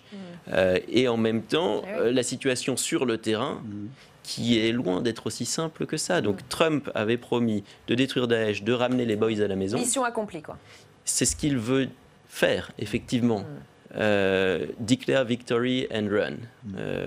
Là, en revanche, moi je suis beaucoup plus circonspect parce que je pense qu'il vient aussi de prendre des mesures qui sont plutôt de nature à renforcer Daesh. Je pense au retrait annoncé des troupes du nord-est de la Syrie. On en a beaucoup parlé ces dernières semaines. Bien sûr. Oui, mais on ne peut pas juste regarder maintenant la mort de Baghdadi en oubliant ce qui s'est passé il y a quelques jours. Bien sûr. Et en fait, la situation est loin d'être terminée. Et je pense que là, il faut aussi qu'on parle de l'avenir de l'organisation, l'avenir de Daesh, l'avenir de la menace, l'avenir d'Al-Qaïda, parce que c'est ça qui nous attend. Et vous avez montré le communiqué, le tweet d'Emmanuel Macron. Moi, je pense que c'est ça qu'il faut vraiment analyser maintenant avec précision, c'est-à-dire que le combat n'est pas terminé. Donc, quelle forme va prendre ce combat? C'est toute la question qui se pose aujourd'hui. Moi, je pense qu'effectivement, il faut relier les deux événements. Et s'agissant des Russes, alors, une analyse très simpliste, mais je me dis qu'un déploiement de 8 Chinook avec des moyens aériens pour protéger les troupes au sol, une centaine de commandos en pleine nuit, sachant que les Russes ont 2 bases militaires juste à côté et des systèmes anti-missiles anti-aériens, on ne peut pas intervenir là-bas sans prévenir les Russes et les Turcs. Donc, a fortiori, il y a eu quand même sur le plan militaire des échanges, voire peut-être des informations. Oui, d'où les remerciements à la Russie. Oui, voilà. Après, quel rôle ont joué les Russes, quel rôle ont joué les Turcs? On dit qu'effectivement, et les Irakiens et les Turcs ont participé à localiser al-Baghdadi. Il faut qu'on sache pourquoi eux-mêmes n'ont pas neutralisé al-Baghdadi quand on sait que lui-même était recherché par d'autres milices plutôt affilié à Al-Qaïda, Al-Nusra, qui sévissait dans la région. Donc en fait, il y a des éléments qu'on n'a pas aujourd'hui, mais je suis complètement d'accord avec ce qui vient d'être dit. C'est-à-dire que finalement, peu importe, ce qui compte aujourd'hui, c'est d'abord que cet individu soit éliminé, et puis comment on continue effectivement cette guerre, dont on sait que pour ce qui nous concerne, c'est une guerre qui est aussi idéologique, parce que la menace qu'on a aujourd'hui et les attentats qui sont commis sur notre territoire sont le fait d'une menace endogène, c'est-à-dire des individus qui n'ont pas pu se rendre dans un théâtre d'opérations terroristes extérieures et qui se sont imprégnés de cette idéologie extrêmement dangereuse et mortifère pour commettre des attentats. Le dernier en date, la préfecture de police de Paris, où le fonctionnaire de la direction du renseignement de la préfecture de police, que je sache, ne s'est pas rendu en Syrie ou en Irak, et dont ce qu'on sait aujourd'hui, mais l'enquête est en cours, n'a pas forcément été commandité ou piloté depuis une zone d'opération extérieure. Et on va y venir à ces conséquences pour la France et pour l'Europe, mais moi j'aimerais aussi qu'on décrypte le message géopolitique qu'il y a derrière tout cela. Est-ce que c'est une humiliation de la Russie ou non? Parce que finalement la Russie a coopéré. Est-ce que c'est une humiliation de l'Occident, de l'Europe, cette façon d'avoir agi de Trump? Alors, très clairement, il a remercié la Russie et il a... dès après, piqué la France, l'Allemagne dans l'ordre et la Grande-Bretagne en dernier, de ne pas avoir, il le dit depuis plusieurs semaines, récupéré leurs terroristes. Mais il en est quand même au cœur. C'est-à-dire qu'on a critiqué la communication de Donald Trump, mais on est quand même au cœur d'une séquence qui est très positive pour lui parce que ça permet d'éclaircir sa diplomatie, sa philosophie du désengagement. America First, ça veut dire il a promis pendant sa campagne de retirer les troupes. Et il a promis de retirer les troupes, il annonce le retrait des troupes, et il a cette nouvelle qui est une aubaine pour lui de dire au peuple américain, regardez, je dis on retire les troupes, et puis vous voyez, le leader de Daesh, cette histoire est terminée. Donc le job est fait, quoi. Le travail est fait. Alors, il y a quand même un rétropédalage du secrétaire à la Défense, Mark Esper, qui dit on retire les troupes, sauf pour protéger les puits pétroliers. Donc on voit très bien la diplomatie américaine, quel siècle américain se prépare, quel siècle de la diplomatie de Trump, c'est avec tuer les terroristes à travers le monde et faire du business et protéger, extraire les ressources énergétiques. Ça c'est et alors il y a 2 éléments qui sont absents et qui normalement font partie de la tradition américaine, c'est aider les États à développer des institutions démocratiques. Bon, mais les Américains n'ont pas voté pour Hillary Clinton, mais pour Donald Trump. Et la deuxième chose, les aider à se développer. Ça, c'est complètement absent de toute façon du discours de Donald Trump depuis 3 ans. Mais très largement sur le terrain, la mort d'al-Baghdadi, c'est la fin d'une histoire qui est déjà finie. Al-Baghdadi, il a été appréhendé dans une région qui était tenue par une succursale d'Al-Qaïda. Ça veut dire que si vous n'êtes pas appréhendé dans votre fief, ça veut dire que votre fief ne peut plus vous défendre. Vous n'avez pas de force pour vous défendre. Donc cette histoire, elle est déjà terminée. Alors Marc Hecker et Mariam Pirzadeh. Oui, d'abord, moi je pense que l'histoire n'est pas terminée. C'est-à-dire qu'on est plutôt dans une phase de transformation, de mutation de la menace. D'accord, mais la phase El-Baghdadi, on sait très bien qu'aujourd'hui, il n'avait pas le leadership qu'il avait au moment où il était capable de cristalliser l'ensemble des gens, et notamment dans l'inspiration des événements terroristes, comme au moment de San Bernardino, par exemple. Donc, oui, qu'en 2014-2015, on est d'accord. Mais si en tout cas la stratégie que vous décrivez est exacte, à savoir prendre les ressources et faire du targeted killing, de l'élimination ciblée de terroristes, et la stratégie américaine d'aujourd'hui et de demain, c'est quelque chose qui, à long terme, risque de prolonger le terrorisme. Parce que c'est exactement la rhétorique des djihadistes qui disent les États-Unis et l'Occident pillent nos ressources. Comme en Irak. Et deuxièmement, l'élimination ciblée a souvent tendance à ne pas être aussi ciblé que ça. Alors là, il se trouve que c'était un raid avec des militaires qui ont été envoyés au sol, ce qui garantit une précision plus forte. Mais quand c'est des éliminations par drone, ce qui est plutôt la norme, il n'est pas rare qu'il y ait ce qu'on appelle pudiquement des dommages collatéraux, c'est-à-dire des civils tués, ce qui a tendance à développer les récriminations de la population et donc à plutôt nourrir la radicalisation. Si votre analyse est exacte, à long terme, c'est une mauvaise nouvelle parce que ça risque... C'est développé par la théorie notamment de l'équilibre des puissances. Là, on était dans la diplomatie de Barack Obama qui disait attention au ressentiment entraîné par l'expression de la puissance et par le développement d'une force armée. Il ne faut pas seulement regarder le territoire syro-irakien. Le groupe État islamique a des ramifications jusqu'en Asie, jusqu'aux Philippines, jusqu'en Afrique, en Somalie, au Nigeria, au Mozambique. Effectivement, lorsqu'il y a eu des raids de l'armée turque, il y a ce camp gigantesque où 800 membres affiliés ou de familles de djihadistes étaient depuis des mois, qui a été ouvert. Ils sont dans la nature. Des prisons aussi, la prison de Baghouz en Syrie qui a été visée par un raid de l'armée turque avec des djihadistes qui sont aujourd'hui dans la nature. Sans compter effectivement les actions solitaires qui peuvent se multiplier. D'ailleurs, quand on regarde en Syrie, les Kurdes ont effectivement mis un peu de temps à annoncer la mort d'al-Baghdadi parce qu'ils l'ont tout de suite dit. Il va y avoir des répercussions, il va y avoir des attentats, des attaques. Ils hésitaient, contre nous.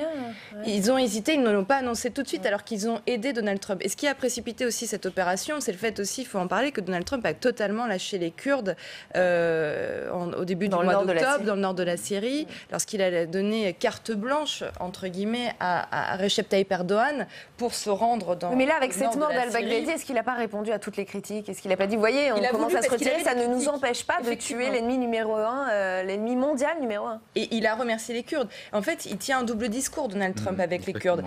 Lorsqu'on lui dit, les journalistes lui disent, vous avez laissé tomber les Kurdes, qui nous ont pourtant aidés à lutter contre le groupe État islamique. Parce que là, on parle d'al-Baghdadi, mais al-Baghdadi, c'est une goutte d'eau dans l'océan, excusez-moi de cette expression. Donc c'est très compliqué. Les Kurdes ont été totalement lâchés avec ce rêve de Recep Tayyip Erdogan d'établir une zone de sécurité dans le nord de la Syrie. Donc il a été critiqué parce que les Kurdes ont aidé les Occidentaux, ont aidé la coalition internationale à éradiquer D'ailleurs, les Daesh, ministres de la coalition le anti-Daesh vont se réunir le 14 novembre. C'est une information qui est tombée en fin d'après-midi. Et donc, effectivement, c'est une manière de répondre aux critiques. Regardez, il avait quand même dit, lorsqu'on lui avait dit, voilà, vous avez lâché les Kurdes, oui, mais les Kurdes ne nous ont pas aidés au débarquement en juin de 1944. C'est des réponses qui sont un peu lunaires. Donc, il a voulu répondre effectivement aux critiques. Il a remercié les Kurdes. Moi, j'ai trouvé qu'il les a remerciés quand même du bout des lèvres. Mais il les a quand même remerciés. Il faut aussi dire que les Kurdes ont donné des informations essentielles pour permettre de localiser aussi Abou Bakr et al-Baghdadi. La question pourquoi, ça faisait visiblement longtemps qu'il était dans cette cage, pourquoi on n'est pas intervenu avant, effectivement, c'est une question qui se pose, sachant qu'il y a beaucoup de terrain, beaucoup de personnes de pays sur ce terrain, je pense notamment à l'Iran, à la Russie. Pourquoi ils n'ont pas agi avant? Alors pourquoi, d'après vous? Non, mais c'est toute la question de savoir, on en parlait tout à l'heure, qui a localisé. On dit que les Irakiens, que l'Irak c'est de l'autre côté, c'est vraiment de l'autre côté de Idlib, ont participé via évidemment un proche de Baghdadi qui a été appréhendé, interrogé. Les informations sont remontées aux US, les Turcs vous disent qu'ils ont livré, les Russes du bout des lèvres, etc. Donc on a presque le sentiment que finalement on savait où était al-Baghdadi, qu'il était presque piégé, qui était presque à la merci de cette coalition russo-turque et qu'il a été livré au bon moment à Donald Trump pour essayer d'essayer de justifier un retrait des Kurdes dont en réalité, il faut qu'on se l'accorde, se fout totalement parce qu'il est dans une logique business. Et il fait du business, il veut faire du business avec les Turcs, il veut faire du business avec les Russes, il veut faire du business avec... Et pour eux, les Turcs, c'est pas un État, les Kurdes, pardon, ce n'est pas un État, c'est rien du tout. Donc on a presque le sentiment que cette opération, elle tombe à un moment, elle se monte en une quinzaine de jours, elle tombe à un moment où effectivement, il en a beaucoup besoin. Un instant. Et alors, on n'a pas beaucoup entendu parler de l'Europe et de la France dans cette histoire. Pourtant, ce sont elles qui craignent aujourd'hui des représailles de Daesh, et vous l'avez beaucoup dit. Donald Trump leur a dit les choses avec une certaine brutalité. Là encore, hier, je vais citer ces mots. La France, l'Allemagne, je leur ai dit, vous ne voulez pas reprendre vos djihadistes, je vais vous les déposer à la frontière. Bonne chance pour les capturer. C'est du Trump dans le texte. Alors, vous nous direz comment vous interprétez cette phrase dans un instant. En attendant, la France a pris ses dispositions. coalition. Vous avez tous entendu que Christophe Castaner avait envoyé des consignes aux forces de l'ordre ces dernières heures, une note interne. Dans les heures à venir, la possible intensification de la propagande djihadiste consécutive à ce décès, appelant éventuellement à des actes de vengeance, doit vous conduire à la plus extrême vigilance. Alors, avant de vous interroger, on va demander à Rachid Temal ce qu'il en pense. Il est en salle des conférences avec Fanny Conqui et je vous fais réagir ensuite. Rachid Temal, quelles sont les conséquences en France de cette opération menée par les États-Unis, et notamment quant au risque d'attentat? On sait que Christophe Castaner a envoyé une note au préfet pour être particulièrement vigilant dans les jours et les semaines qui viennent quant au risque d'attentat sur le territoire français. Alors avant de vous répondre, permettez-moi au moins aussi de saluer les familles des victimes des attentats en France, qui, je le rappelle, ont été pour beaucoup d'entre eux attentats revendiqués, assumés, portés par effectivement Daesh, dont le leader vient d'être tué. Se dire que tout ça n'est qu'une étape, puisque Daesh, qui n'a pas de territoire en tant que tel, mais qui intervient, veut continuer une bataille. Et donc notre bataille contre ce terrorisme-là, djihadiste, est toujours d'actualité. En France, le ministre de l'Intérieur a raison d'écrire au préfet et de rappeler qu'il y a toujours ce combat-là. Rappeler que la France est toujours sujette à des menaces, et donc il est important de rappeler. Est-ce que vous redoutez une recrudescence? Parce qu'on sait que parfois la mort du chef, ça ne veut pas dire que l'idéologie est à terre, loin de là. Je rappelle que ces derniers mois, les services de sécurité de notre pays ont déjoué près de 60 attentats. Donc il faut saluer, les laisser travailler dans l'ombre et ne pas faire de commentaires. Je crois que c'est important de le rappeler. Mais il y a deux choses. Il y a à la fois, on le voit, les attentats qui sont revendiqués en direct. En tout cas, on peut estimer qu'ils sont projetés par l'addition d'Al-Qaïda. Et on voit qu'il y a une nouvelle forme de terrorisme. On l'a vu notamment dans les derniers mois, où il y a des personnes qui, seules, décident de commettre un attentat. Et je crois qu'il est important que nos forces de sécurité, c'est le travail qu'elles font, je le sais, travaillent sur cette nouvelle doctrine. Comment anticiper justement des personnes qui seules décident de commettre un attentat au-delà des filières, des réseaux qui existent déjà. Et donc moi je crois qu'en ce moment, encore une fois, je pense aux familles des victimes d'attentats et je pense également aux forces de sécurité qui en France et également à l'étranger, nos opérations spéciales jouent ce rôle-là également, protègent également la France et les Français. Mais est-ce que là il s'agissait d'une opération américaine, et d'ailleurs le président Trump s'en est félicité, est-ce que la France peut le payer sur son territoire ? C'est une décision américaine, oui, mais on va pas, aujourd'hui, le débat n'est pas de savoir qui avait bien fait ou pas fait. Il faut que la France assume sa capacité de sécurité intérieure et extérieure. Et moi, là-dessus, je crois qu'il ne faut pas qu'il y ait de débat ni de polémique en France. Il faut se resserrer derrière les services de sécurité pour nous protéger collectivement. Merci, Rachid Temal. Merci beaucoup Fanny Idriss Aït-Youssef, vous êtes un fin connaisseur des questions de sécurité. Est-ce que oui ou non cet assassinat d'al-Baghdadi, si c'est bien lui, puisque la Russie le met en doute, peut provoquer une vague d'attentats suicides en France par réaction à ce décès ? Vous aurez toujours des individus qui voudront passer à l'acte. Tout dépendra de ceux qui sont prêts et on appelle ça de l'opportunité, cet opportunisme qui consiste à un moment donné à prendre une cible. Je pense que les terroristes ces derniers mois, ces dernières années, depuis d'ailleurs le 13 novembre 2015, n'ont pas attendu une déclaration d'al-Baghdadi ou d'un fait et geste d'al-Baghdadi pour passer à l'acte. Donc je ne vois pas pourquoi aujourd'hui ça changerait. Donc pas forcément de lien. Christophe Castaner a tort presque d'envoyer cette note ? Ah non, moi je pense qu'il a raison parce qu'il faut faire preuve de vigilance. Je rappelle que effectivement le secrétaire général de la Défense et de la Sécurité nationale appelle à la plus grande vigilance et indique qu'on est quand même dans une menace extrêmement élevée. Elle reste élevée, la menace elle est là, elle est très présente. Donc évidemment, et dans un moment comme ça, un moment particulier, il faut redoubler, c'est vrai, de vigilance. Marc Hecker. Oui, les terroristes sont souvent très pragmatiques, opportunistes. Quand ils ont l'occasion de frapper, ils le font. Si l'attentat de la préfecture avait eu lieu ce matin, on dirait c'est une représaille à la mort de Baghdadi, alors qu'en fait on n'en sait rien et il faut pouvoir l'admettre. Pour moi, le problème est plus un problème c'est souvent de l'opportunisme, du pragmatisme, et effectivement c'est souvent les enquêtes après plusieurs mois qui permettent de rentrer dans le détail opérationnel. Pour moi, le problème et le risque est plus à moyen terme maintenant, c'est-à-dire que Donald Trump risque de dire c'est bon, le travail est fait, on retire effectivement les troupes, et là on aura un vrai problème par rapport à ces djihadistes qui sont présents dans le nord-est de la Syrie, notamment. Je rappelle que pour la France, c'est à peu près 400 individus, dont environ 250 enfants, qui sont dans le nord-est de la Syrie, plus environ 150 dans la poche d'Idlib. Donc ça fait du monde.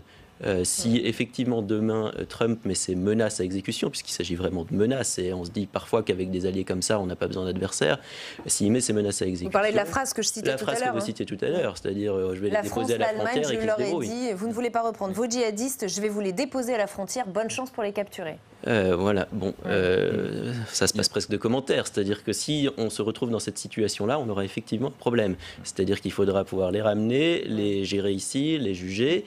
Certains le réclament depuis de longs mois, puisque là, la situation est quand même pas totalement nouvelle. Hein. Je vous rappelle que les premières déclarations de Trump à ce sujet, c'était il y a 10 mois, grosso modo. Mais le fait est que... on a doucement préparé cette hypothèse-là, mais tout en espérant que d'autres hypothèses seraient privilégiées, la dernière en date étant le transfert de ces djihadistes vers l'Irak pour qu'ils soient jugés là-bas. Un mot, Driss Saïd Youssef, il nous reste moins de 3 minutes, on va terminer. Mais c'est vraiment un vrai sujet, parce qu'au fond, Trump, il a presque raison en disant ce sont vos ressortissants, ils se sont radicalisés chez vous, donc merci de bien vouloir les récupérer. Sauf que nous, on a quand même une position qui est quand même assez timorée, dans le sens où ils sont transférés via l'Irak. Les Irakiens les jugent, les Irakiens ont beaucoup de détenus, y compris des détenus irakiens qu'il faut s'occuper. Donc on dit c'est la peine de mort, et puis nous on dit non, finalement ça peut pas être la peine de mort. Donc qu'est-ce qu'on fait? Et je répète cette dernière information, les ministres de la coalition anti-Daesh se réuniront le 14 novembre. Et toute la difficulté pour terminer juridiquement, c'est que les Américains nous disent non mais on a des dossiers extrêmement complets étayés sur vos djihadistes. En réalité, quand on regarde, il n'y a rien dedans, et ils pourraient tomber que pour association de malfaiteurs terroristes, avec une moyenne de 8 ans d'emprisonnement, avec des individus qui ont combattu, qui sont aguerris aux techniques de guérilla urbaine, et qui pourraient poser ensuite une grave menace pour l'ordre et la sécurité publique. Père et Mariam Pirzadeh. Oui, d'un mot, on sait que ceux qui passent à l'acte n'ont pas besoin d'être provoqués pour passer à l'acte. Ce n'est pas une raison, évidemment, pour utiliser des mots qui peuvent être peut-être choquants, dangereux et brutaux. Et c'est effectivement cette réflexion menée dans la diplomatie américaine. C'était le fait d'éviter le ressentiment à l'étranger, de construire une image des États-Unis qui est aussi importante. Quand on regarde les attentats, quand on regarde les passages à l'acte, il y a aussi tout un travail sur le terreau biographique. C'est-à-dire que ce n'est pas des grands événements géostratégiques qui conduisent au passage à l'acte. C'est un terreau biographique, une rupture, quelque chose dans la vie de la personne qui est radicalisée, mais qui va passer à l'acte pour quelque chose qui n'est pas lié à un discours de Donald Trump ou à la mort d'Al-Baghdadi, mais à un événement de sa propre vie. Mariam Pirzadeh, une minute. On a laissé gérer les cures de ce problème, parce que ce problème, il est français, il divise la classe politique française. Est-ce qu'il faut les rapatrier ou non? Il ne faut pas oublier qu'Abou Bakr al-Baghdadi, il s'est radicalisé dans une prison américaine en Irak. Donc ces prisons irakiennes, ces prisons syriennes, ces camps, c'est aussi, je parle sous votre contrôle, sont des bombes à retardement pour l'Occident, parce que ce sont des personnes effectivement qui ont quitté le territoire français pour rejoindre une organisation terroriste, pour frapper à terme, pour beaucoup d'entre eux, parce que je pense qu'il faut aussi arrêter un peu l'hypocrisie. Ils savaient où ils allaient, et ça reste... on laisse ce problème loin de nos frontières pour ne pas diviser encore plus la classe politique. Merci beaucoup à tous les 4 pour vos analyses respectives. Merci d'avoir participé à ce grand débat, fin d'ALPL. Demain, 7h30, vous retrouvez Oriane Mancini dans Bonjour chez vous. L'invité politique sera Yves Verrier, secrétaire général de Force ouvrière. Très bonne soirée sur Public Sénat.